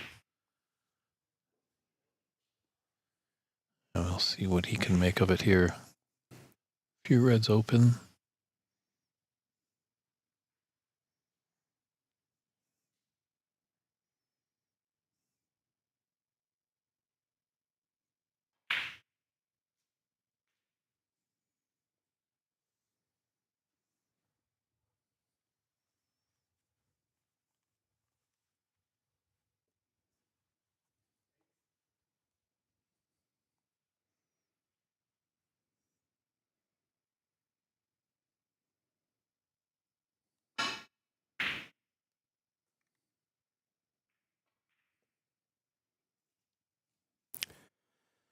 Nice to have Andy in the booth. Get to talk about all the stuff that goes on behind the scenes. He's done awesome effort. Once again, kudos to Andy for everything he's doing here in this tournament. Definitely, it's a big undertaking, put tournaments together. A lot of spinning wheels, that's for sure. Don't we know it? It's one thing. He's got 35 players to deal with, but obviously not an owner of this room, so he has to deal with the stipulations that the room puts on. And then sometimes some people are traveling from afar, so you have to act as travel agent.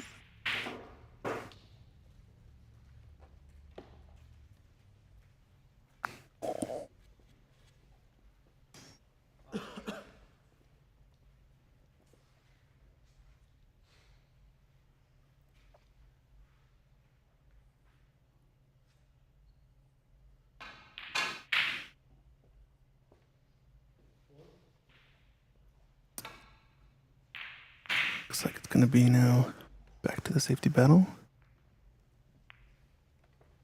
Good on Rodney here to get that red that's leaked out back into the pack. Maybe a slight advantage to not just being ahead 2 frames to nothing. He is an impressive break builder, so you wonder if he might just get a little sniff of potentially a red and a color afterwards, that he might go for it. As in the early stages, he might be content just to keep playing safe. Off the red. Almost flukes it, but going to be leaving this over the pocket.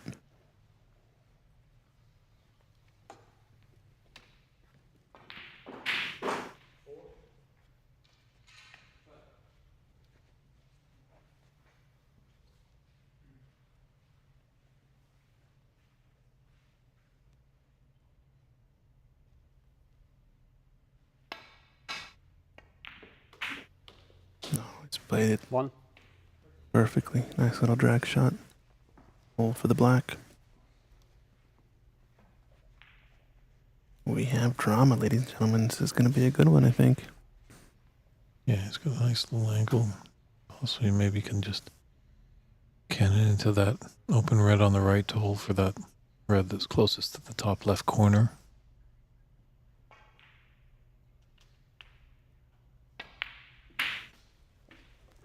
Oh, you got a nice angle that he could just stun it and hold for that red instead.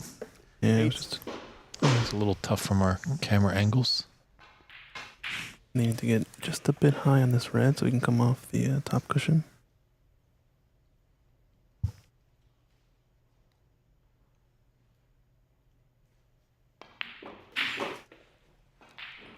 Nine.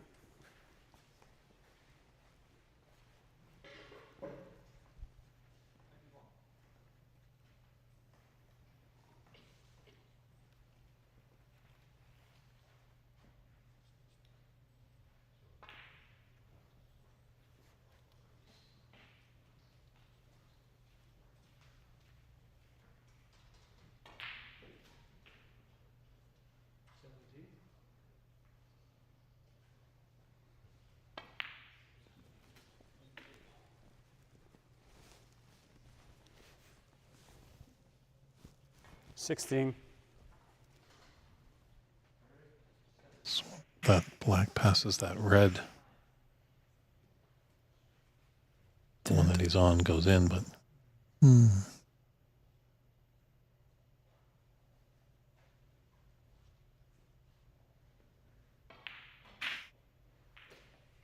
17. See, it doesn't as Rodney's coming up to play for the pink. He's got a perfect angle here. None of these reds are potable to the right corner pocket, as you can see here, but it's got the loose red next.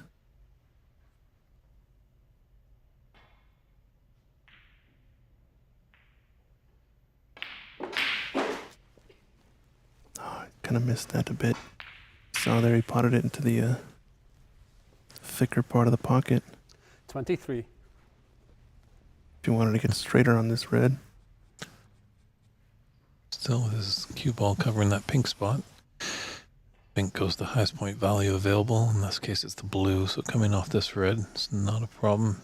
Pink right in the middle of the table. 24. Oh, he's got a nice angle to really smash open these reds. Hoping for a bit of luck when he goes into the bunch.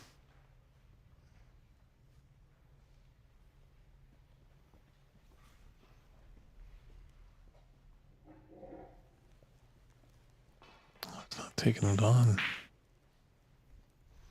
If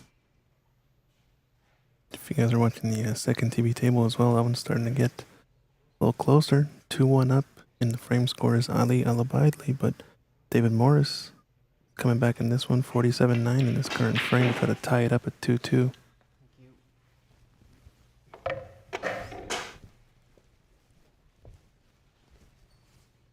26.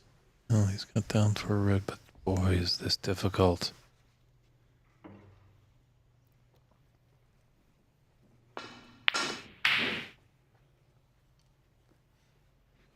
Very tricky, this one. Probably going to play it safe by giving it some pace and coming up that top cushion towards the bulk area. Shot Rodney that. Goggins, 26. Yeah, a good pace, like you said. This also doesn't leave the red over the hole. It's got the left edge of the pack here, Renat, so you can get a pretty straightforward safety up table. It's a bit thin, but it widened off of that first cushion. Fairly okay. Do we have a plan to hit ahead, though? Always scary with those safety shots of, you hit it just a little too thick and an in-off could happen into one of the top corner pockets. I think these reds are on a plant. Chose not to take it, though. Trying to play the aggressive safety and open up a lot of the reds here. One saving grace might be that he's tight to this bulk cushion, but red has leaked over the pocket. It's going to be tough. Yeah. He's got it's a bit of an angle, obviously, so he can come off top cushion. Then if he judges the weight correctly, he'll be onto the pink.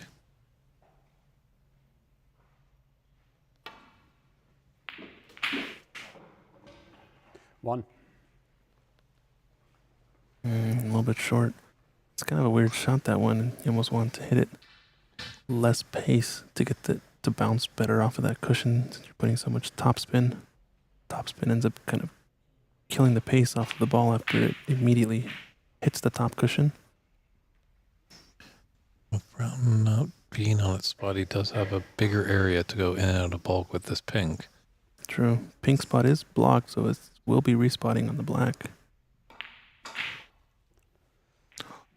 Renat Too Denkha, thick into the 1. pocket. All match long, he's had pretty consistent pre-shot routine, but I think he might have rushed that one a bit.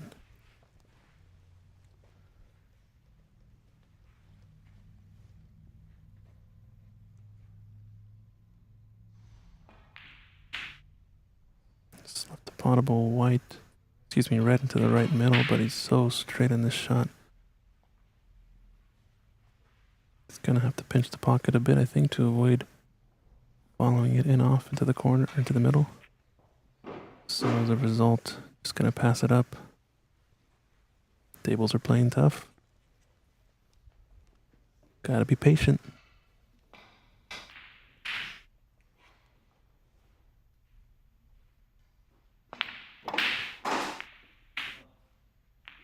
Overcut that. Kinda twisted his arm into it as well. Saw his tip follow through. Awful lot to the right. Fortunate for him, he's definitely able to find the path and then just get a nice kiss off the pink to put his cue ball into bulk. So maybe just a calculated miss there by Renat.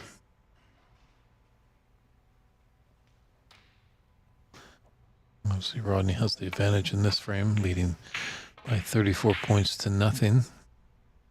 But Renat is leading the match 2 frames Oh, wow. to 0. Look at this shot here. Let's put his hand up.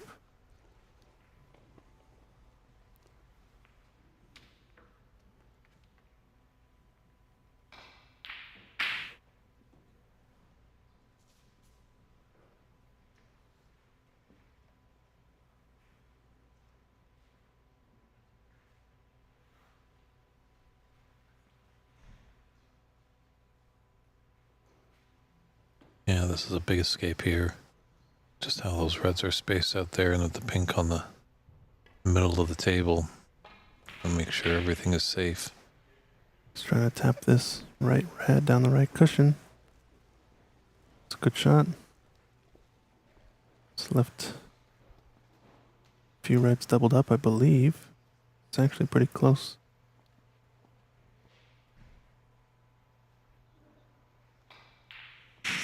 And just an update from our other semifinal match. They're knotted at 2 apiece. So that best of 7 is now turned into a best of 3.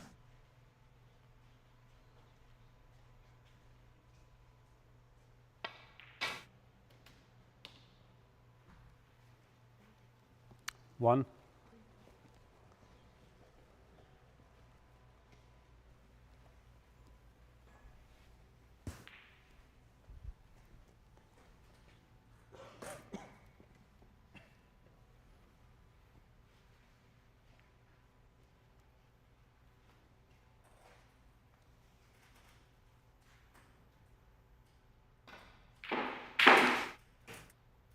I'm trying to hook him behind this yellow, I believe. No, I went for the pot. He's gone enough again. Oh, very close. 5. Happened in the previous frame almost identically, but off of a red, from what I understand. That's when having tight pockets is a nice feeling. Might not make any balls, but you're never going to scratch.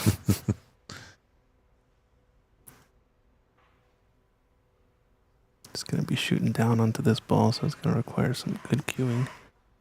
Any bit off center, it's going to shoot the white offline. He went a bit thick into the 6. pocket and didn't want that cannon as a... Now I'm going to have to play a safety up table most likely.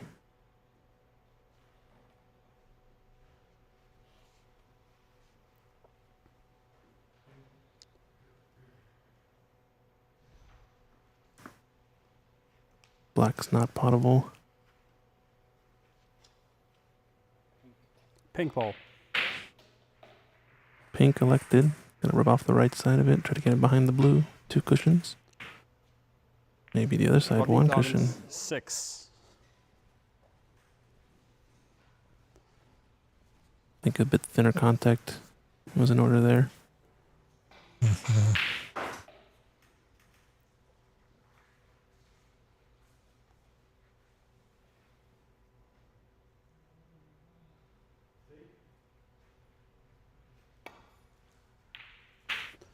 Foul stroke.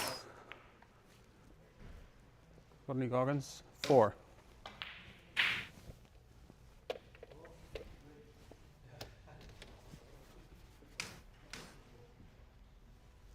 Sure. It's nice chatting a little bit with Andy, and obviously he's feeling good, obviously, about the tournament, but it isn't over yet, and sometimes when we get down to the final stages, that's when a lot of drama can happen on and off the table. So he's always got to be on his toes. Come Sunday night, that's the time when he can let out a breath of fresh air.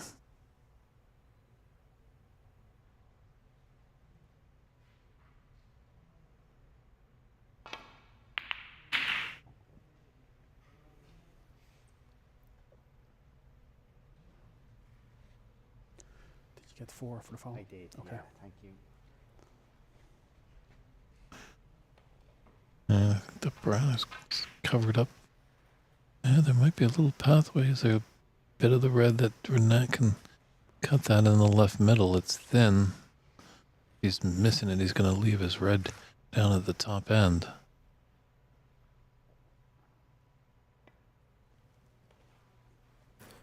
Choosing just to roll up on this red means usually he's in a tight spot.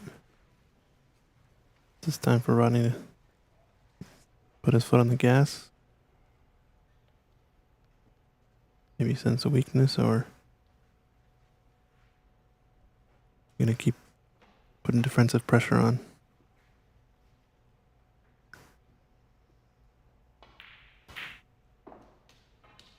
It's another thing we haven't really discussed a lot this weekend. It's so tough, this game, that sometimes the switch from offense to defense can be a little murky.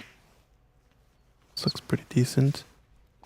Especially when you get in a good safety battle with your opponent. Sometimes when you have an opportunity to play a pot, you forget how to pot.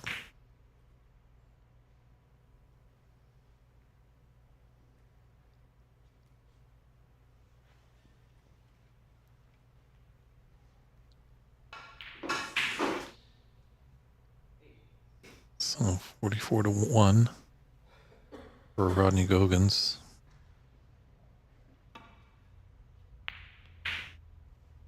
His third frame, very important frame for the Irishman, as he does not want to go down 3 frames to none. Looks a little bit close, but not going to be angled here.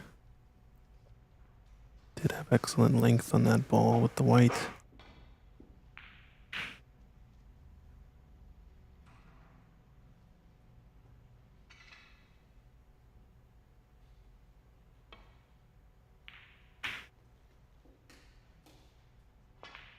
Now Rodney kind of playing the same type of safety as Renat from earlier, trying to lay the white up against one of these reds on the right side of the table, but this one's going to leave some space and something offensive if he wants.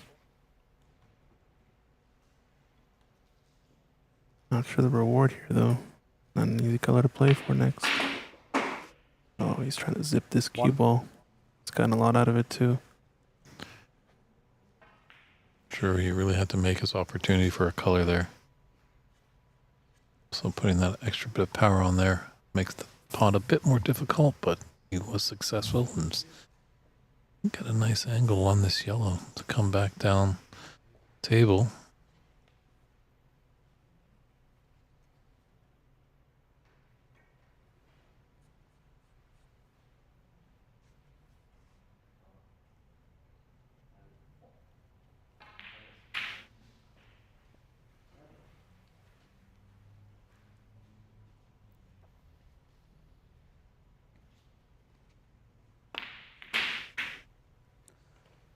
Renat Denkha, 1. Ooh, this blue's going to block something? Nope.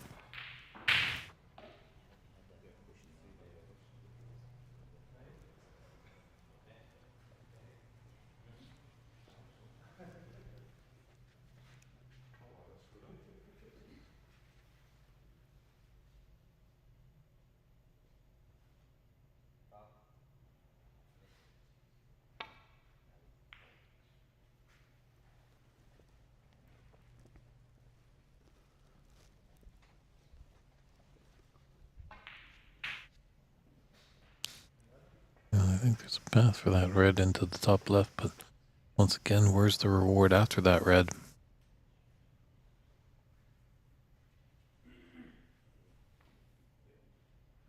Nah, there is none, so safety it is. Oh, great pot. He could have avoided the cannon in the black, so really good shot. Even Rodney thought he was One. thinking safety, but got back up and sat back down. Great pot from Renat. It's got one open red to play with. Tough one. Couple of tough reds down the right. Long rail.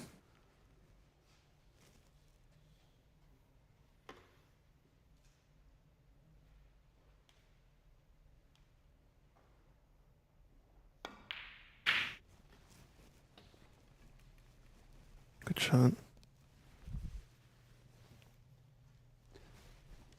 5.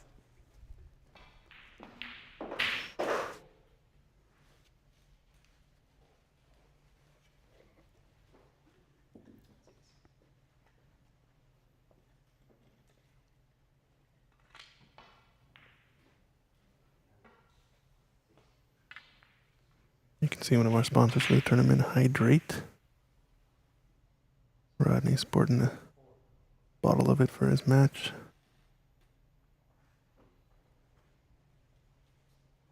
Good 6. shot with the rest, but Yeah, might you have sorry, Christian.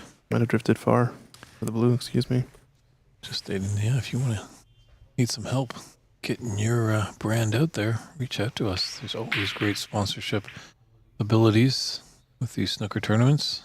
And at every level too. It can be as smallest donation. Can be head stream sponsor. Plenty of opportunity. Especially if you want to support the game like we do. And our reach is global. 11. Seeing players, or not players, viewers tuned in all weekend long for all over the globe. Obviously, it helps when there's a fellow country person involved in the tournament, as there was an influx of the Dutch over this weekend.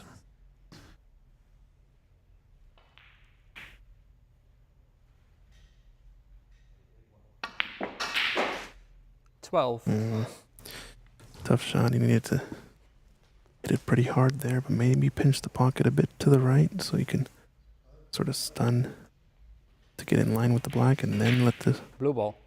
draw take, but end of break, barring some magnificent long pot. Renat Denkha. Almost 12. like that blue.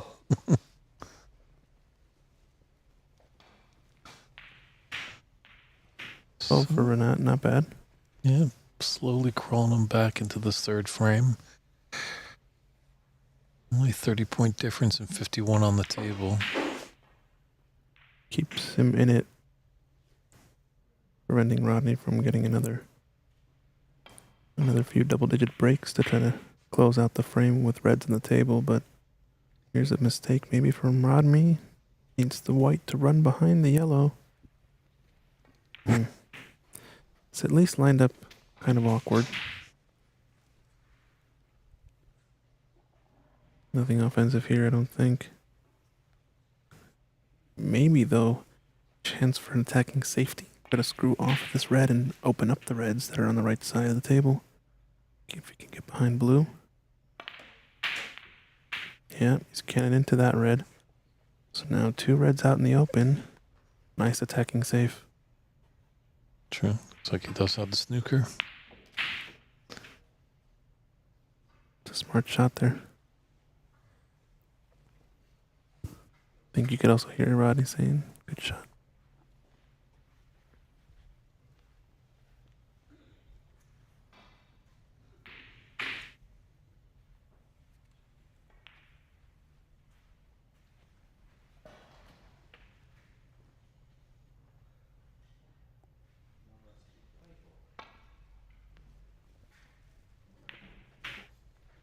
Uh-oh. False stroke. Quite Renat unlucky. Denkha. 4. Just seen it all tournament long. A player makes a phenomenal shot, and they reward an in-off. It's like, 4 foul points to their partner, our opponent, and putting their partner back in the D with ball in hand. Kind of fortunate actually for Rodney. You would imagine who wouldn't have left a safe red there, and probably an easier potting opportunity for Renat, but as the rolls go, he's gonna have to play a good shot regardless. Don't know if he can put the white all the way to the left part of the D and get a look at this lower red.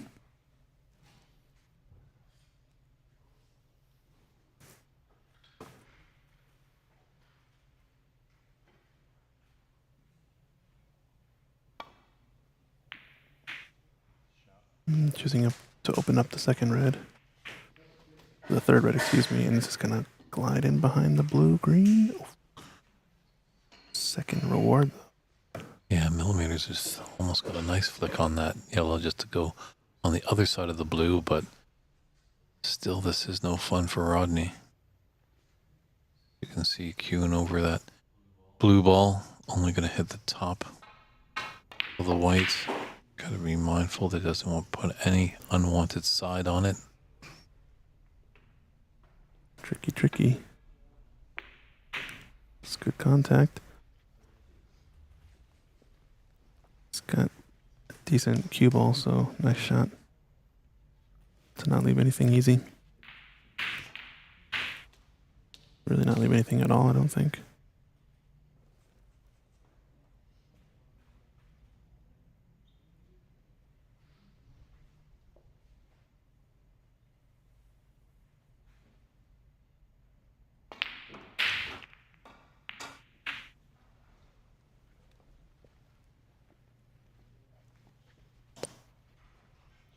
Oh, he's fortunate. Great shot there. Almost thought he was going to be playing for the blue, but second prize gets a $10 donation to the stream.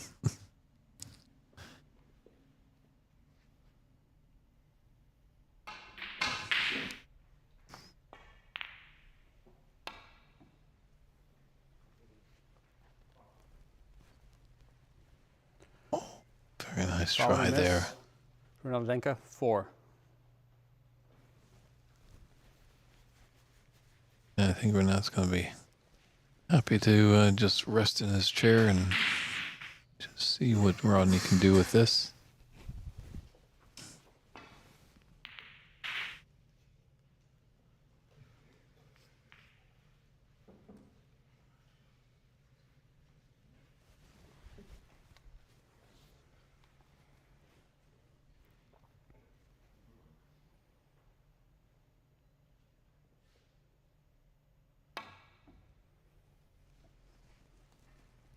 Very interesting route, but he's going to get it this time, I think.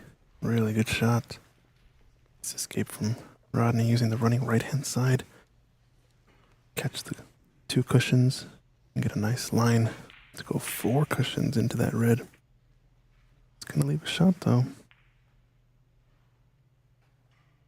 Renat's going to be shooting at this, knowing his style. Be surprised if not, but I guess there is still another good snooker to lay.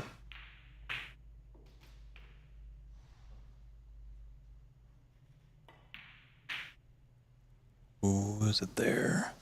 Oh, I One. thought it was going to be a bit short, but it just got an angle on the yellow to come back down the table.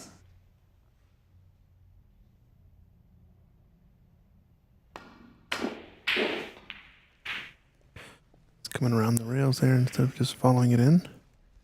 Means he can let his stroke out, but ooh, he's going to get fortunate and come short 3. side on this position. Does he have an angle here now to flirt with this black-red cluster at the bottom end of the table? Bottom of our screen, I guess.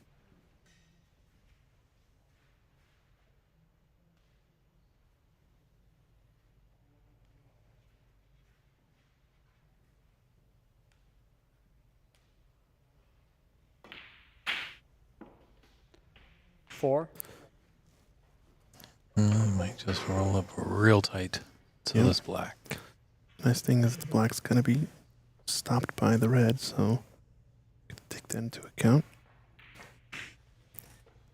thinking with the angle he has, he might have to hit the black, play off the top cushion, and then roll onto it. It's just going to be tricky, the pace, getting it right. Either way, if he elects for this, he's got to hit the black. If you could, though, you would like to separate the balls enough to make the red potable.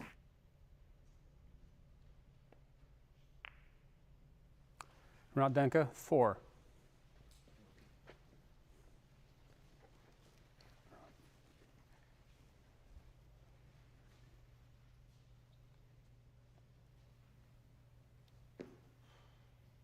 No, it's gone wrong. He's left an edge.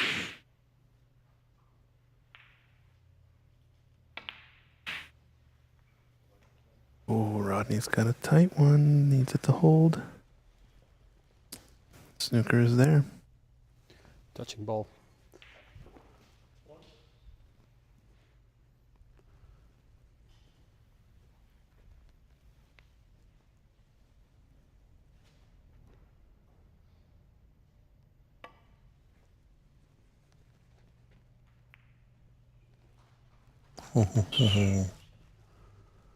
Yeah, the only reason why referee Basimer said touching ball on that black is if that black was to move at all, it would have been a foul, as much as the red is the object ball. Now, I have a question here is, you say if the black was to move at all, what about if vacating the space of the white up against the black caused it to move and rock towards the white? Would that still be considered a foul? Because in that case, you cannot escape a foul in reality, right? Mm-hmm. So I think as a referee, you'd have to make sure of that point, right? You have to check if the black moves in any direction except for towards the white. Then it would... That's a good point there, yeah. These reds sometimes these balls like to get close together, and when they feel like they're separating, they might want to roll back and rekindle the friendship. Right, So. especially with, depending on the type of nap on the table, it's much more likely to happen. Sort of thicker nap might motivate that type of rocking motion. And even in the clubs that we see here, the rooms, obviously everyone's trying to get the most precise, pristine conditions, but it's tricky. I don't think you see it too much on the pro ranks because they're getting highly skilled mechanics to pretty much set up the tables for the tournament. Smith hit that shot completely. Renat Denkha, This could be 4. disaster for Rodney. Renat with a great chance. Thanks, David Brock. Just making sure that logically makes sense. Clearly, Jim, that is illogical. So, Scores up to date. consultation of the scoreboard just to make sure everything is correct. And that is where we are. 14 points in it. Rodney with the advantage in this third frame, but 35 points on the table.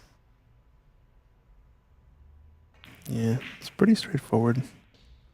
It baffles me when you get some players that just don't really score appropriately, because it seems very simple. It's kind of just any points that you produce, whether it's for yourself or it's foul points for your opponent, you mark them yourself. Any points somebody else scores, whether it's for themselves or for myself, they score them. So it's extremely simple, but some players, and I don't know, not necessarily in this tournament, I just seen around it, It's just don't understand that concept. Yeah, that's a great etiquette philosophy right there. Any points that you're responsible for, whether it's for you or against you, you should mark them. Yeah. It makes it so easy. Keep it simple. Especially because you're always going back to your seat at the end of that moment. So you go back to your seat, mark it. The other person has a clean bill of health to come at the table. Yeah, you already got enough things going on. It's not like, wait, I'm marking my points, but then you're marking my fouls, but I mark your fouls, and it just can really make your brain scramble. So no need for any of that.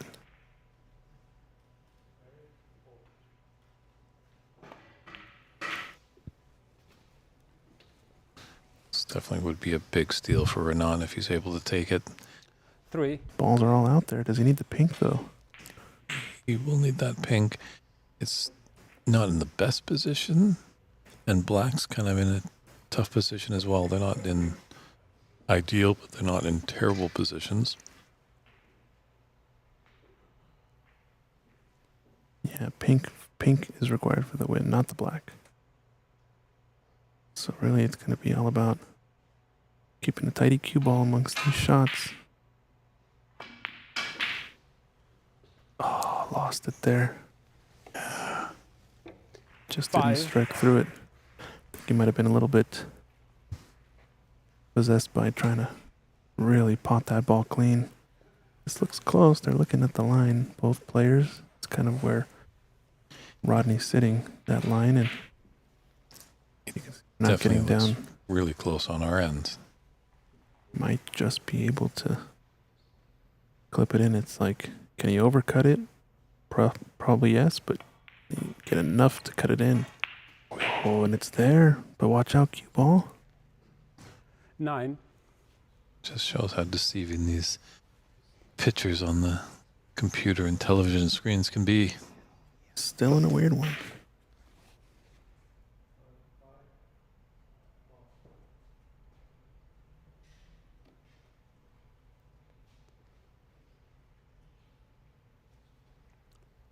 Brown doesn't really pass neatly past the blue. Looks pretty close. I think he's just playing the safety here. Force follow. Get in behind the blue with the white. Or can he make it? When in doubt, he can make it. He can make it. He got a decent zip on that cue ball 12. there.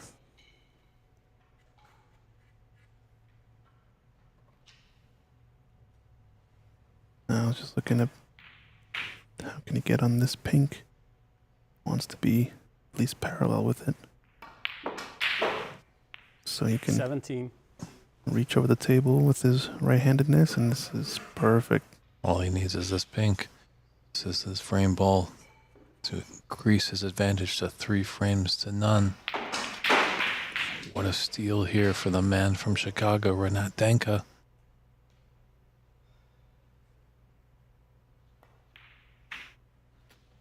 Oh, and it's Knocked it in. Wow. Good round of applause there. So Renat Denkha's got an impressive 3-0 lead in this best-of-7 semifinal match. But Rodney's a tough competitor. He's not going to go down quietly. So let's see what happens when we come back for frame 4 of this exciting semifinal match.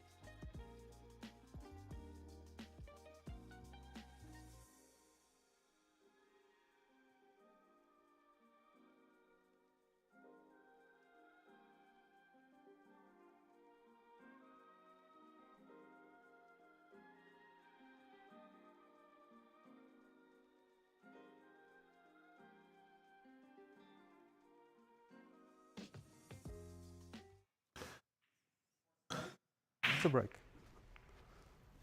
And welcome back to Sacramento, California, host of the 2025 U.S. Snooker Masters. It was nice to have Andy in the booth, as he is the tournament director and the one guy that has really speared this tournament, and he has no qualms about having it travel throughout the great land of the USSA. Obviously, Andy lives here in Sacramento, so the commute to the tournament hub isn't that bad. Yeah. But he'd love to take this great tournament, as it's the first one, and I think it's going to get a lot of traction. He's definitely hoping, he can find the East Coast and maybe somewhere in Middle America. Alan Fluck comes to us the way of Kansas City, originally from Oklahoma, and that's right in the middle of the US of A. So, while these two guys have a safety battle, just an update on our other scores. It looks like David Morris has a 3-2 frame advantage over there, and they've just started their 6th frame.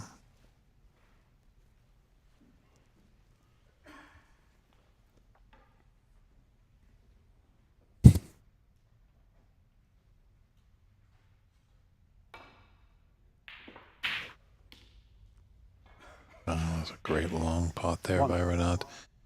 He does a little bit of house money here. Up 3-0. If obviously he's down 3-0, I think he would have refused that long red. And this could be trouble for Rodney, because Renat is definitely a proficient break builder. He's just having a look to see if there's a good red to carry on, or you might want to just roll up on that yellow.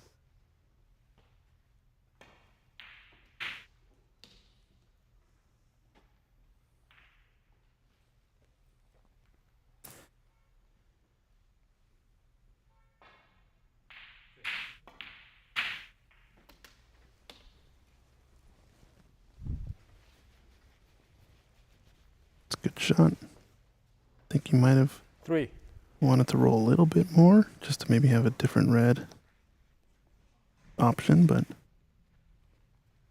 he only has the one left of the cushion, but the one out in the open, top of the 3 in the bunch, to the left of the pink.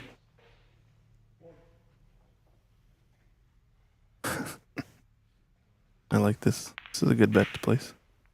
It's the over-under on Dave saying, ladies and gentlemen, in the presentation tomorrow. I put it pretty high. What do you think, Dave? Now that you're biased by this comment. Yeah.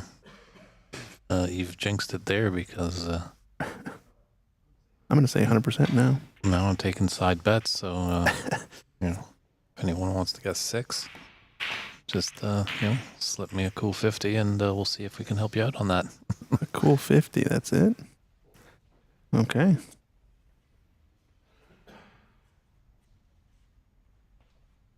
Well, stake here from Rodney. Gotta think momentum is all in Renat's direction, and so far he's been stronger offensive player 1. in a couple of these frames, so it's gonna be very deliberate in this break, especially if the black and pink can get respotted. He knows he's capable of that single visit to close out the match.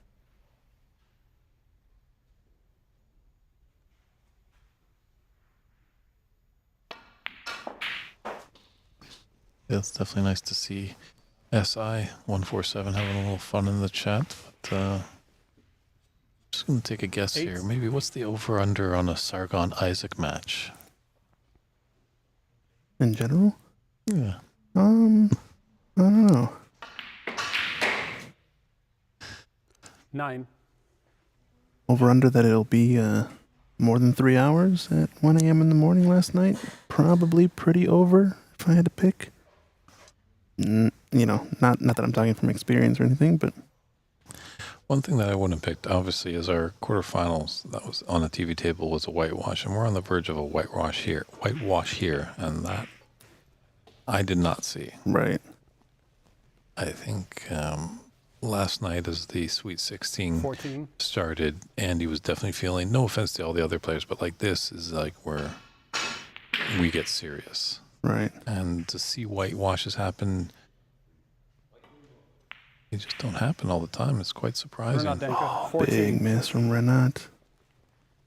Yeah, Sargon, we're just messing with you. Appreciate the thanks. There was a bit of a I guess you could call it conflicting decision to put this match or the other semifinal on the TV table, since I believe if Andy had to pick, he would choose the other match for spectators to watch. However, for the sake of tournament fairness, Ali had just played a match in the quarterfinals on this table. And both now Ali and David have One. played 2 matches on the TV table each, as well as Renat and Rodney had each played only 1 match on the TV table. So kind of like the stars aligned, let both players get a match each, or 2 matches each on the TV table, make the final a bit more fair. So don't let the same player continually play on the same table. We swapped over to this one, and I don't think we could have gone wrong in either way, in my opinion. No, I'd say it's definitely a flip of a coin toss. The caliber of these 4 semifinalists is surely great. So 4. I don't think you can blame the programming director at all for putting this semifinal on the TV table as opposed to the other. But if you go to AMC Sports, I believe it is, that's Andy McCloskey's coaching sports Facebook page, they are streaming that other semifinal. So check that out on Facebook. There's a shot of the IBSF world champion Ali, who's trailing right Rodney now Goggins, 4. in that frame, or in that match, 3 frames to 2. But Ali's a fighter, as we've seen all tournament long. Yeah, there's David at the table on a break. We'll stay tuned on that one and keep track of what's going on, especially as the end of that match approaches. There's less frames available there than there are here to play.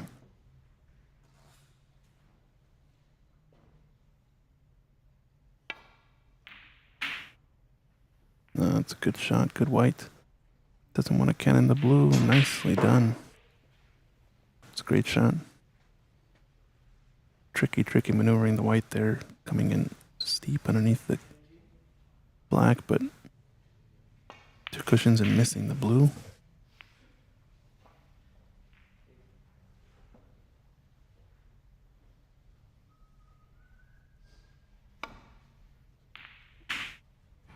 Oh, kind of a little bit steep, but as long as he doesn't get an unlucky cannon, he's all right with this white. Another great shot.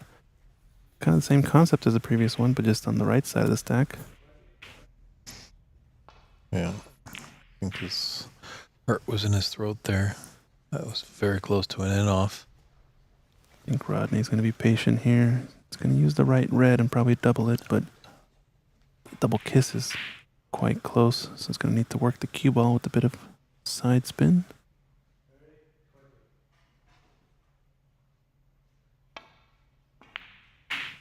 It's gone for the pot. He looked at the line, I guess, between here and the middle pocket and figured he's not leaving any easy reds. He keeps it close to the cushion. And it's a tight window because that red at the top of the pack is a little dicey.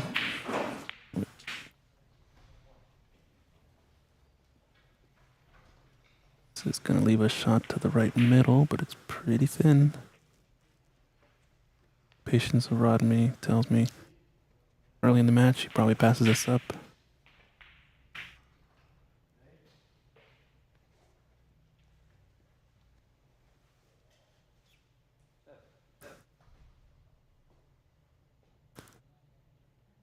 And no plants on.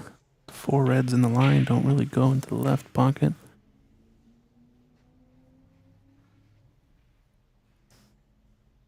Maybe the top one goes to the right corner pocket.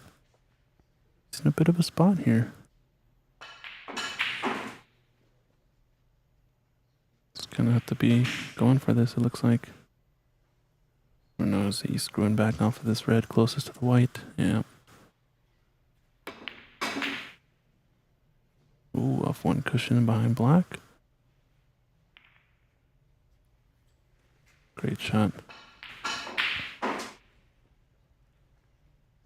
that red that's up by the green that's making this a very sticky situation, but I think there's a double here. Double this red to the right of the green red. Play the cue ball up by the yellow. As long as you don't get any weird cannons, should be safe. No, he's chooses to go thin on it instead and needs the red to run to not leave a pot on. Not bad.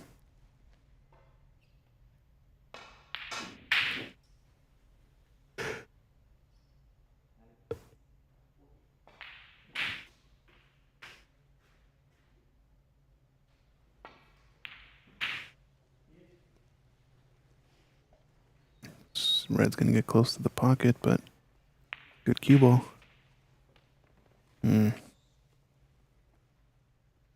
Just held up of becoming a pretty easily potable red. This last frame turning into a bit of a slog now. Red's down the left side getting push safe, one up in bulk. No black or pink available really.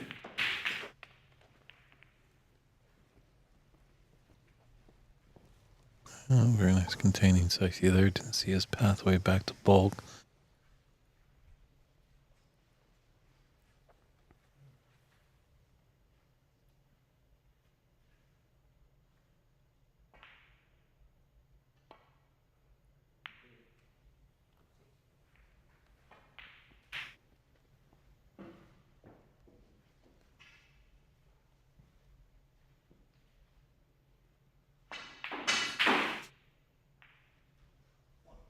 Yeah, there's a red, long red into the green pocket. Could maybe jack up and just draw back, you know, with a little bit of safety in mind, getting it close to the top cushion. Just gonna.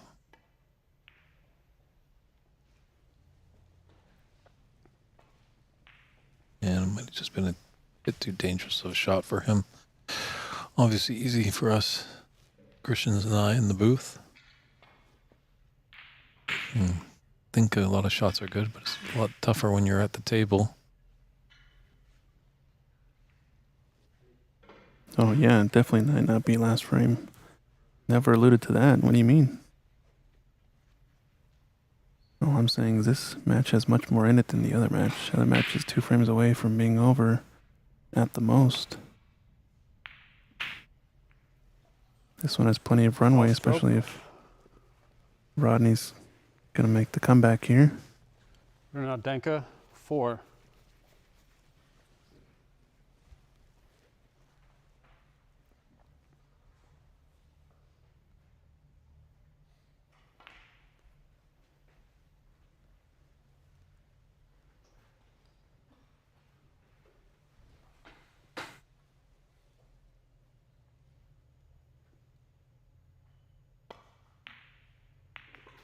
Wow, that red passed the blue. Surprised. 1. Yeah, very tough to see from our monitor there. I thought those were too welded together and kind of scratching my head a little bit. Didn't know what Renat was doing there. Yellow ball.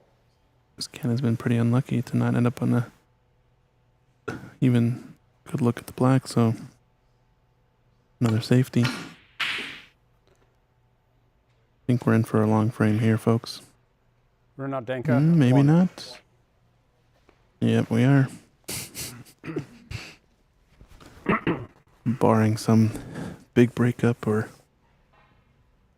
bad miss that opens up all the tied up reds, I think both players are going to be quite tentative to take any huge risks on. Yeah, Rodney's got a little bit of a blind cut into the top left. Just the concern is that red on the top cushion. He might cannon into it if he misses. Yeah, he didn't cannon into the red, but he didn't get the pot. He's kind of pushed that red nicely out into the open for Renat, so it goes past the yellow. He hasn't gotten away with it, unfortunately, but I think Renat's eyeing up a different red up table.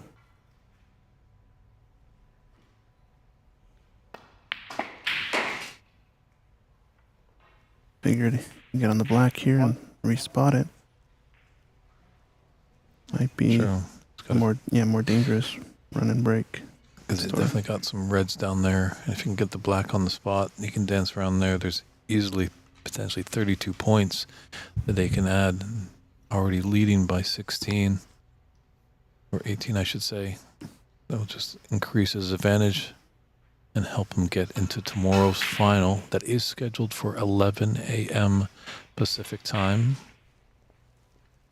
Now, where's his black spot? It's going to be kind of close to the red he's shooting next, I think. No, it's 8. a little below it, so... Angle here tells us the story. Has to be careful about slow rolling these balls. 9. You can tell it's preferring to do a stun run through as opposed to just rolling the ball in. It's got 2 more loose reds down by the black, and then they're going to play for the last red on the top cushion or go back up table into bulk. This is danger mode now for Rodney. I think he's going to need some help here. He's just helpless, just hoping for one 16. chance, one little falter. Obviously, the clear runaway for the frame will be tough. Renat will have to do a lot of work, but Renat doing a 17. good job to just expand his lead with these blacks. It's a good screw shot, and I think he's got an angle going. No, it's fairly straight. Maybe going towards the top cushion slightly. So he is likely to draw back or go forward 2 cushions. I think he has to draw back. Maybe play for left middle pocket next. Oh, he was trying to get a lot more out of the white there. Actually, 24. there's Little space between there. yeah, there's some space there. Hmm. I think he can cut this in still. Yeah, it's on. That other red's going to deaden the pace of the cue ball. 25. Just a bit thick into the pocket, and he hasn't tied up the blue and red either, I don't think. Yeah, he's looking there. This is a big, big chance for Renat.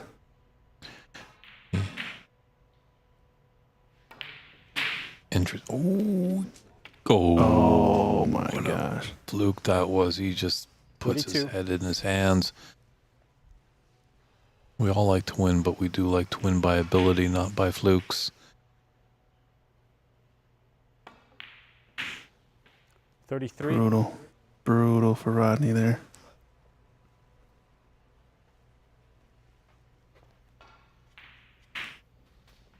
Yeah, that's really the only time when you see some emotion from Renat.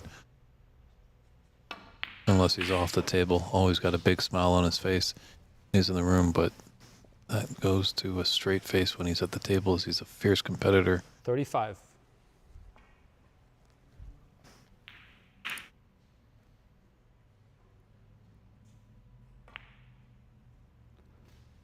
$36. How's the pace? He's going to be on the brown or the green.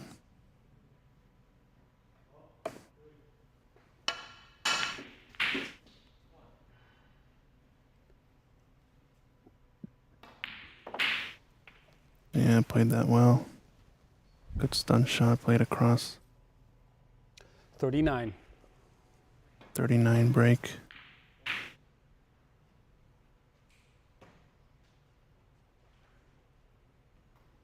$61 points now, so Just needs the red. yeah, red color. Gonna be frame ball. 40. And it's in. Incredible. I think a lot of people had Renat with an outside chance to get to the final, but Yeah, I guess maybe he's got a little luck of the Iraqi. yeah, maybe. That black Renat went Denkha, in, but 40. well, Rodney does need a snooker. This fourth frame definitely looks the way of going towards Renat.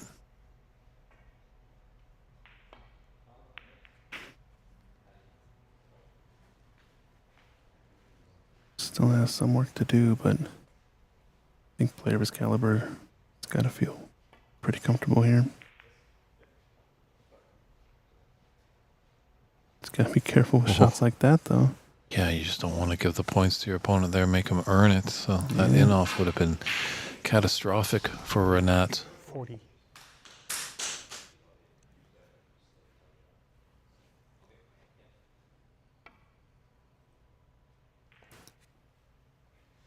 Joe Black here. Got a tall order, but there have been worse comebacks made, right? Bigger comebacks have been made, I guess. Definitely it's nice having those two reds together. Just acts as just a little bit one more bigger red. So your target area for hit is that much easier. It's gonna try to get in behind green or brown here. Maybe just the green. Nice. The advantage here for Rodney is that the reds are still bunched up kind of together in the same area of the table, so makes it easier to play safe for just one part of the table. Ooh, look at this. And as well, pink is pretty safe. A ball that Rodney definitely will need. Yeah, you could see it. That could come out at some point in the future. However, Renat probably does not want to touch that at all. Could have a path for this red that's closest to the top left corner. A little trouble because he's up against the cushion and the ball can, but wouldn't blame him if he took it on. Just containing safety. Not safe, though. Rodney needs the red-black, so Renat wants to keep him off of any sort of easy red-blacks if he can. Yeah, always potential of a free ball when you get down to that final red. He wants to get to the last red before Renat does so he can play the first solid safety. Looks like the second chance tournament just concluded on our other table on the side. Not sure who won it. We'll get update in a little bit. I think the first lady of snooker is quite smiles. So Bob Mnami looks like he's victorious in that tournament. Oh, no. That's it. I think there's handshakes there. Rodney's had enough. He just isn't feeling it there. An impressive whitewash victory for Renat Denkha to punch his card into tomorrow's final. Wow. Didn't see that coming. I've just really enjoyed watching Rodney all tournament long, as well having him in the booth. He's a wealth of knowledge, a real stand-up chap. Thought that he was going to represent Ireland in the final, but now it's just left to David Morris. Can he represent Ireland, or will it be Ali coming all the way from Qatar? So we're going to step aside for a few short moments. We're going to get a nice little post-match interview with Renat. Go watch the other stream for a little bit, maybe. And maybe after that interview comes to a conclusion, we'll just kind of pull back and take a look at what's going on in our other semifinal. So stay tuned, everybody. I think Christian's going to jump to the other semis. I'll get set up for our post-match interview with Renat. But thanks again for all your viewership today. It's been wonderful having you here at the U.S. Snooker Masters of 2025. And just a programming note, we will be back at 11 a.m. Pacific time for the final. Just so you know, 11 a.m. Pacific time. Thanks, everybody. Talk to you soon.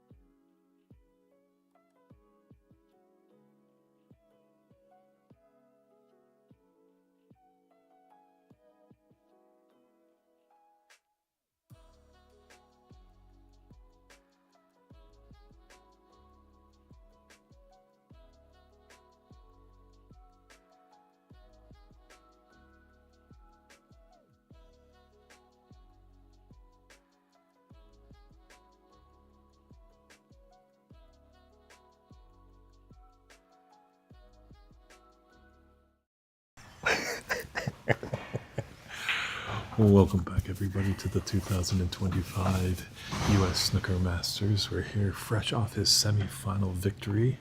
Renat Denkha, how are you feeling? Great. It was a tough match. It was more kind of like tactical, you know, some safe shots and stuff. And he's not an easy opponent, you know. And I got like the new style, you know, like playing him. It was not easy, but I did my best with safe shots, you know, than attacking, because that table is not easy, you know, to build break. Because if you look like throughout the tournament, we don't have a century yet, you know. So yeah, it was tough, but finally, you know, I got lucky on, you know, some fluke shots. True. But at That the black end- was pretty nice. Yeah. But at the end, you know, you tell me if I deserve it. I think you deserve it, though. I think you were Thank taking you. the time to capitalize. You know, he just wasn't getting a little bit of the run of the balls, and that can happen, but sometimes it evens out in these longer frame matches. Correct. But when you saw the opportunity, you seized it. I think you took on some shots that you were like, well, some players might have played safe. Correct. But obviously, we've seen you a lot in Yeah. my time watching you play, and sometimes you like to get into those balls a lot sooner. Right. So it's But a nice- again, that's depends on the table. You know, the table is not easy.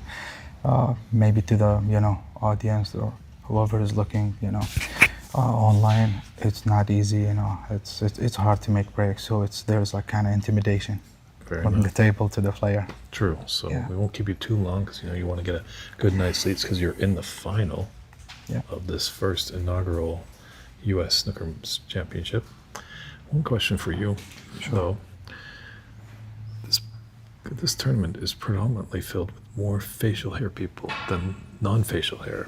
And one issue, you've got an ash cue. Do you ever find that it gets caught on your beard? Yeah, that's kind of normal. It happens many times. So I don't know how other players deal with it, but to me, I'm experienced with cues. So where the cue travels, just that area, I try to, you know, fill it with clear coat, so there is no gaps in the ash. You know, the grain, the ash grain. And sometimes if it does, we just have to deal with it. But I do get pinched, you know, many times. Okay. Yeah, well, that's what I do. You know, I just sand that thing and you know, soften it so it won't You impact. pinched a lovely victory there. Yeah. Beard oil, too. Yeah, That's it didn't also, I happen think, today. work. Beard oil, yeah. Might work. So, well, congratulations. Get a good Thank night's you. sleep, and we'll see you tomorrow in Thank the you. final. Sure. Thank you. All right, thank you, everybody. That's Renat Denkha, your first finalist. We're going to jump back over to our other semifinal. It's David Burney at the 2025 U.S. Snooker Masters. We'll talk to you soon.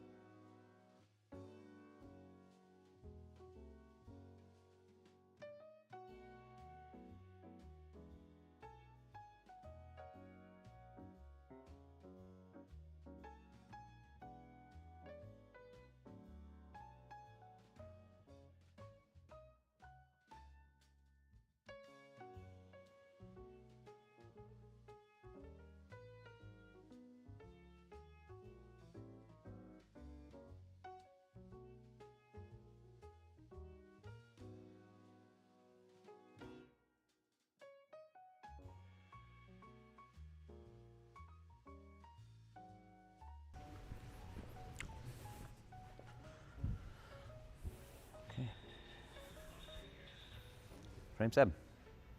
Ali, a Bailey's break. And welcome back, everybody. We've got some exciting bonus coverage here. Our other semifinal match into a decider with Ali and David, who is going to join Renat Denkha in the final. I see a lot of support for Renat there in the chat, but is Ireland going to be wiped off the final sheet?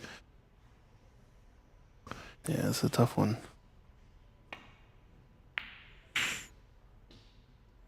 Great opening pot there from David Morris. Unfortunate though, he's going to be underneath the both colors, so I'm just going to roll up here. Would have liked to come a bit short, maybe. It's a good start to this decider though. And our good friend Brendan O'Donoghue is the man in charge at the table, the referee. Looking like Joe Policeman there, making sure everything's on the up and up. Yeah, we get to hear his beautiful voice.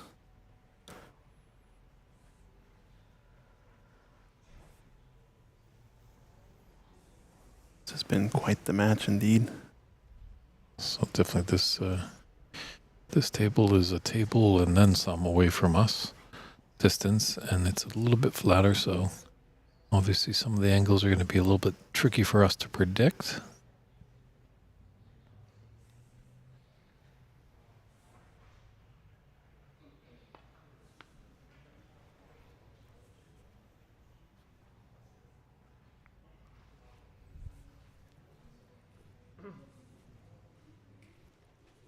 I left this red on into the top left corner. 1.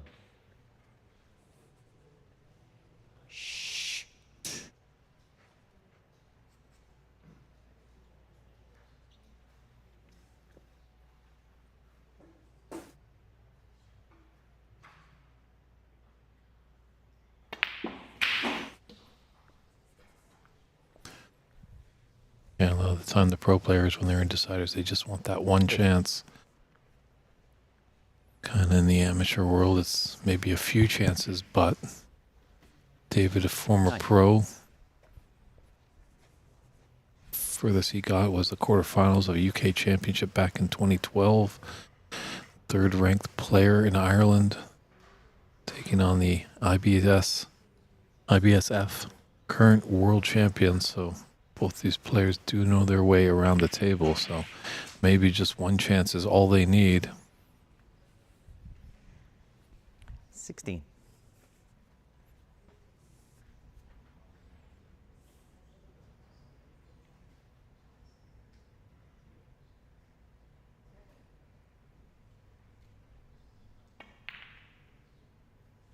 Davey, 16. Just filters the one that's 16. So he's giving an opening for Ali.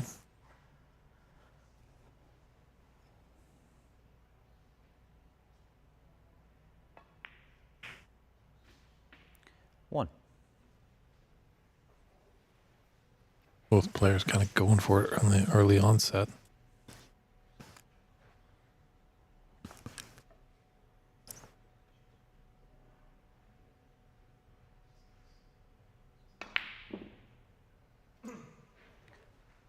Ali, 1.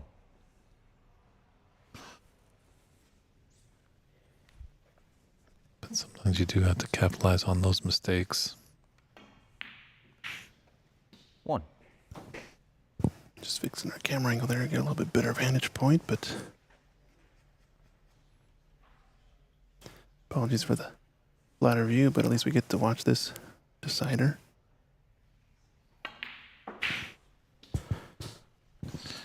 Yeah, we've done a little bit of snooker radio in this 6. tournament so far, but it's always nice seeing pictures and words marrying together. Right.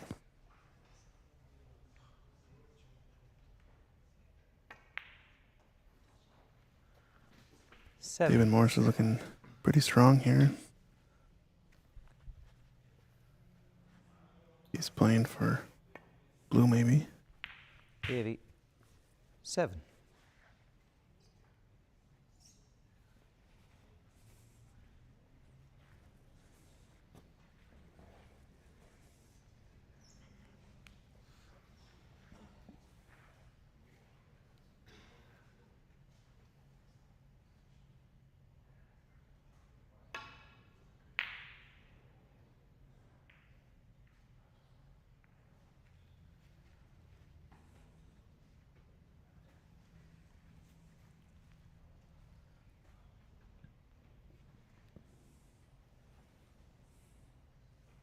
Yeah, it's kind of getting to that sad point of the tournament. Yeah. Some of those new friends that we've made, unfortunately, have to go back home, and definitely with the international field, the trip home is a lot further than usual. Yeah, a lot of folks are heading home today since tomorrow's just left is the final between the top 2 players. As we saw earlier, Renat Denkha, guess you can call it an upset, getting the win, punching his ticket into the final, representing USA. Our last finalist is one of these two. Let's see what we got coming up here.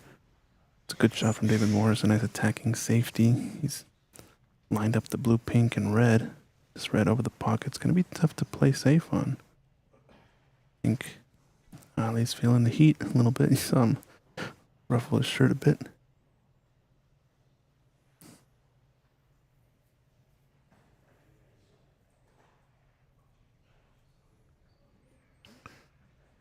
Yeah, you know what? That's going to be really beaming Renat with confidence. He plays a lot in the PABSA championships. And in that championship, you can achieve a 2-year card to go over on the play on the pro ranks. And with Rodney being an ex-pro, Yeah. knowing what it takes, that really is going to help out Renat. I think this red is on now.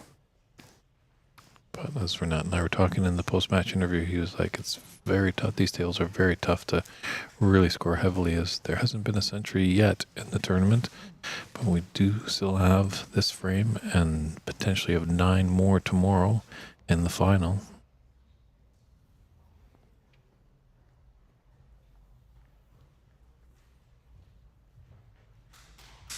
Yeah, this is tough action. Definitely, it's free admission tomorrow. They've got cool drinks and great eats here at the Sacramento Snooker and Billiards room. So, He's mishit that quite badly. so mark it on your clock. 11 a.m. tomorrow. 11 a.m.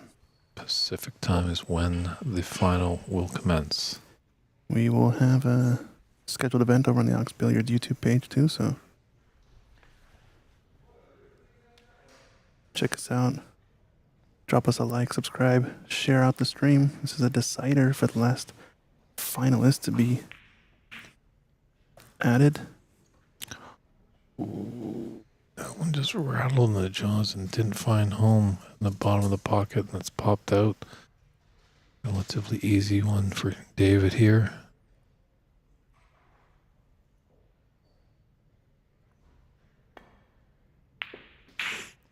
One. We always say you like to have your opponent beat you. You don't want to beat yourself. Yeah, that's a tough one.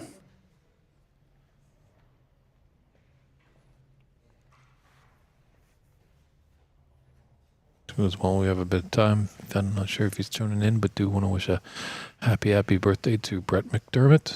Hopefully he's doing well.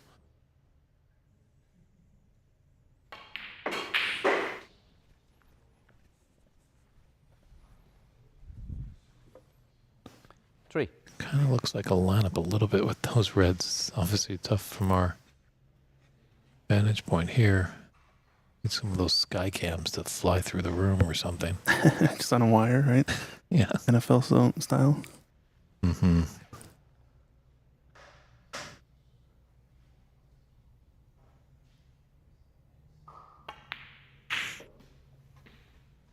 Four. Ooh, got a good amount of draw on that. I think might be good on this pink. Although I think he has an angle going up table. Gonna need to move the white to get back down for the reds. Oh, good shot. Must be a red on in the pack here somewhere. 10. Yeah, we've had snooker radio. Maybe it's now blind commentary. As much as we have the visuals there, it's a really tough angle for us to see, but David's body language definitely tells us that he's confident that one goes in. He's on a break of 10, putting him at 34, now 35 overall score. 30 points ahead of Ali. Looks like there's maybe 6 reds left in the table, so a lot to play for still, but break builder of his capacity, I think he's going to make a few more.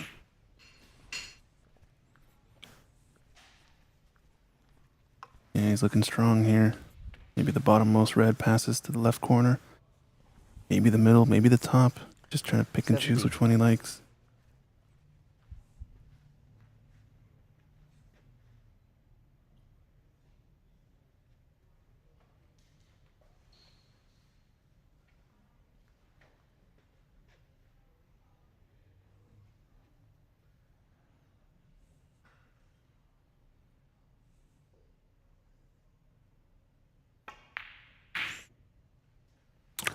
Davey. I always do 17. the lip smack at the same time, you and I. Oh, Yeah, I tough. definitely like to I think that was the visit. He could have gotten it. come back on that shot.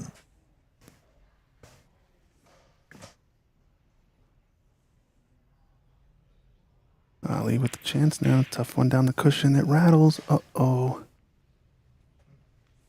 Was that possibly his last shot of the inaugural U.S. Snooker Masters? Big chance for David Morris, and he knows it.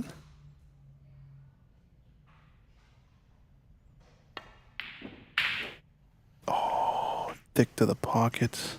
Trying so hard to come around 2 cushions for the black. He's missed a chance there. Drama, ladies and gentlemen, drama.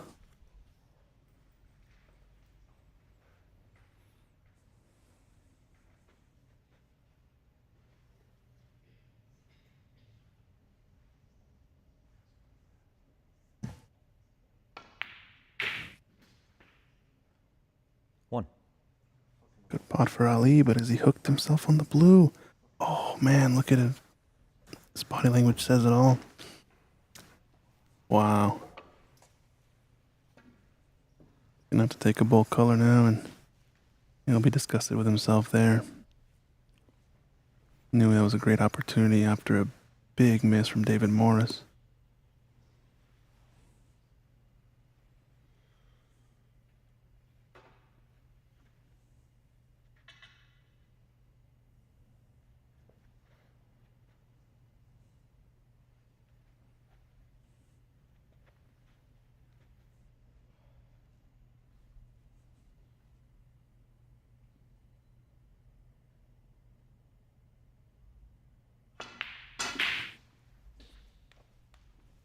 Well, he might have a good recovery shot here. Yeah, he's nice on the reds. 5. Really good shot. There's a red into the left middle. Is it the close one? And just, yeah. Oof, almost 6. overcut it, nearly. Where's the white? It's okay. It's going to be tight to the cushion, though. These blues are quite challenging. Not automatic, even for these guys. It's going to have to put full focus in. Getting up on the next red's going to be a little tough, too. Oh, good strike. Problem now is he's got a long red 11. left.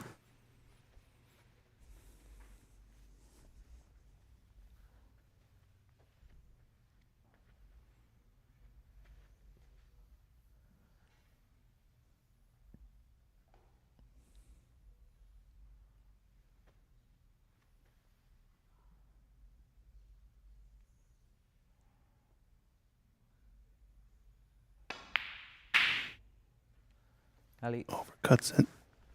11.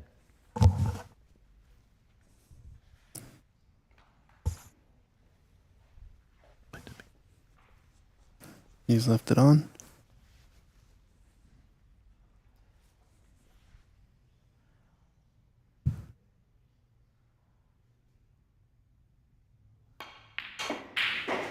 1. Great shot. Yeah, it definitely looks like those blue or the reds just below the pink. We will go into the top left corner. He's got the angle to screw back for them after this yellow. He's going to need to use the cushion. Oh, he cannoned the blue. All he needed to do was avoid that 3. cannon there. Oh, he's got a steep one. He's just shaking his head like, what have I done there? It's the most routine position you would think. Instead of pick a side.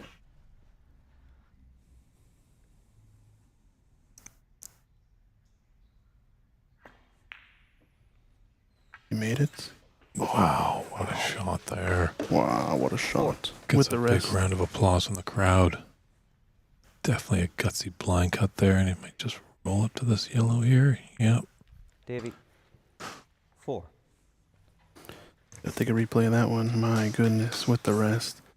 This gotta be a quarter ball cut or so at least. What a shot. Bottom red. Look at this. Incredible stuff.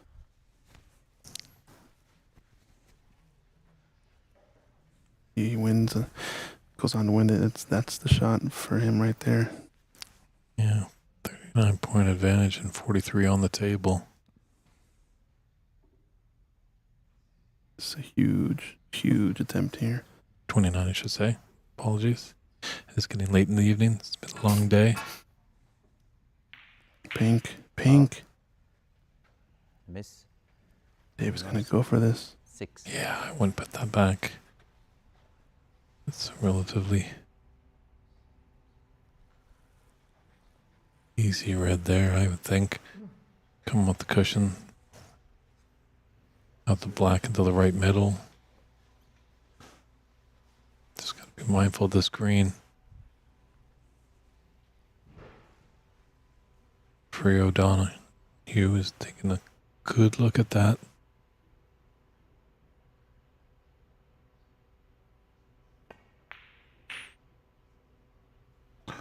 Just thick to the pocket. Wow.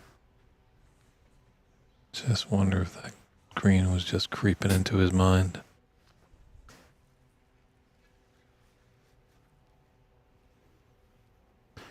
Good eye, Stephen McCloskey. Yeah, there's a little bit of mislabeling on those pictures in the back. Oh no. A little trouble there with Ali's shot making now. Okay, I think he might be safe. Red is close to the white there. I think it's blocking the other red to the pocket, so still alive to fight another day, is Ali. Good safety, tight to that bulk cushion. Yeah, all David need is red in color to get us into the snooker's required stage. So obviously just with a red, if he falters on the color, it's a 35-point difference. If David's able to take the red, No, playing conservative. It's a good shot. It's tying up the black as well, tight to the cushion. The more colors he can push safe, the better for Mr. Davy Morris. And he's dislodged it immediately, but does it sell out a shot on this red? Oh, it does. This could be curtains. he's got the pink up there as well.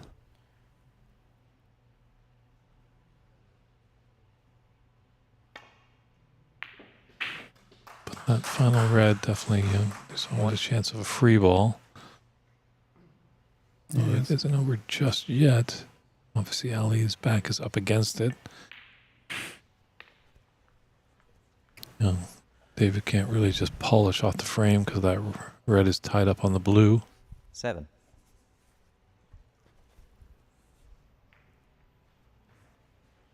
Davy. 7. And that's what you got to do.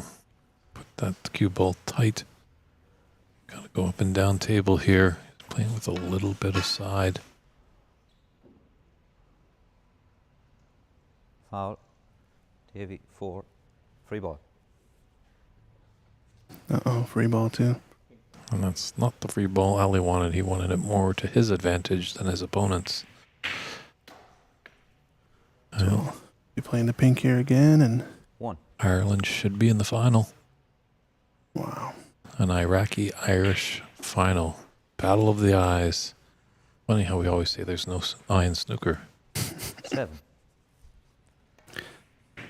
Assyrian, Davy, 7. Irish final.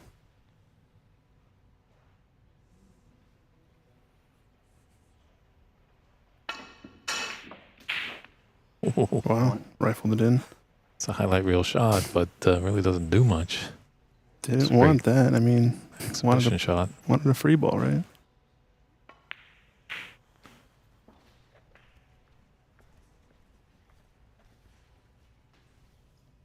Seven. Ali. 7.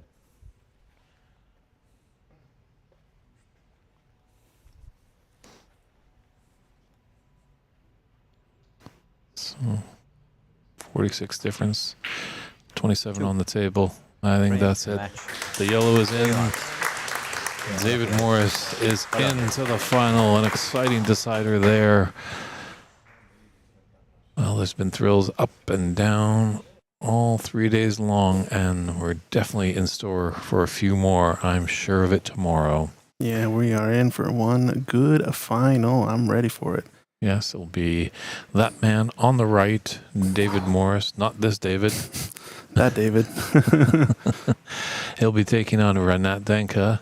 That match will be starting tomorrow at 11 a.m. Pacific time here at the fantastic Sacramento Snooker and Billiards Room. Definitely lots of wonderful seats. Come down and see us in person. If not, you can always tune in to the Ox Billiards page.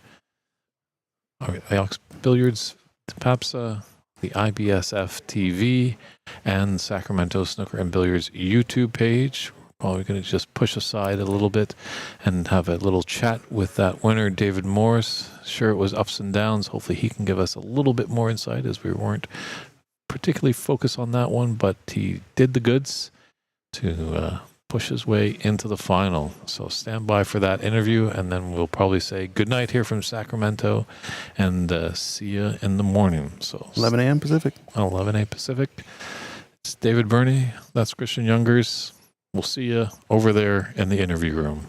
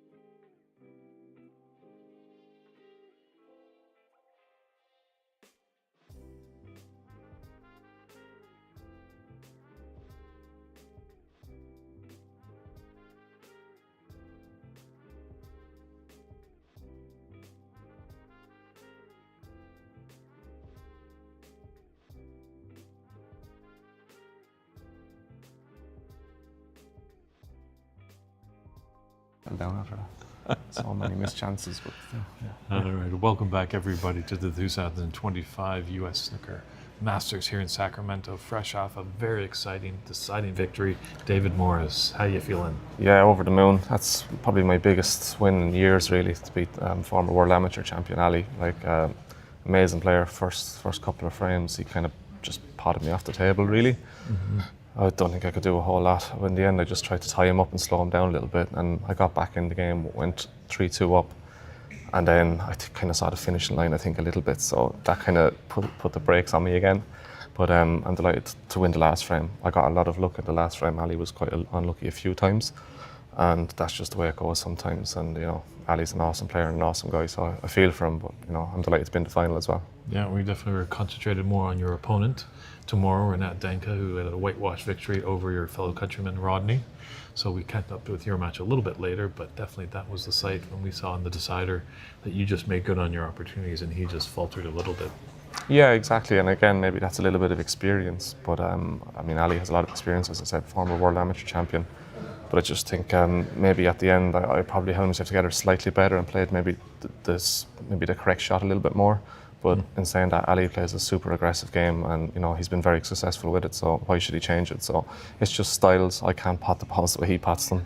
He's just an unbelievable talent. So I have to find another way of kind of winning these types of matches. That's true. You're going to be in tough tomorrow. You got the reigning U.S. national champion you're up against, but definitely, you know, being a champion in Ireland, you're no slouch. So it's going to be an exciting match. Yeah, exactly. I mean, I've never played Renat at all before, but I know of Renat. So I'm looking forward to it. You know, this is my first snooker tournament in the US, and to be taking on the US national champion in the final, I couldn't have wished for it any better. Besides having one of the Irish guys in the final with me, but you know, I'm looking forward to it, and I hope it'll be a good game tomorrow. Well, he does go deep in the tournaments, so those matches are up on YouTube. So if you want to do some research tonight, I know you want to get some good rest, but maybe a little R&R. Take a look. Okay, that's my homework. All right. Thank you very much, David, and congratulations again. Well done to be in the final. Thank you. All right. So that's going to conclude day 3 over here, everybody, at the U.S.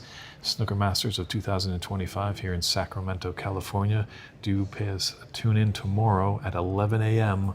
when this man, David Morris, will take on Renat Denkha in the final of this inaugural tournament. Fitting to be a fun one and lots of excitement. It's a best of 9. Tune us in and we'll say good night, everyone.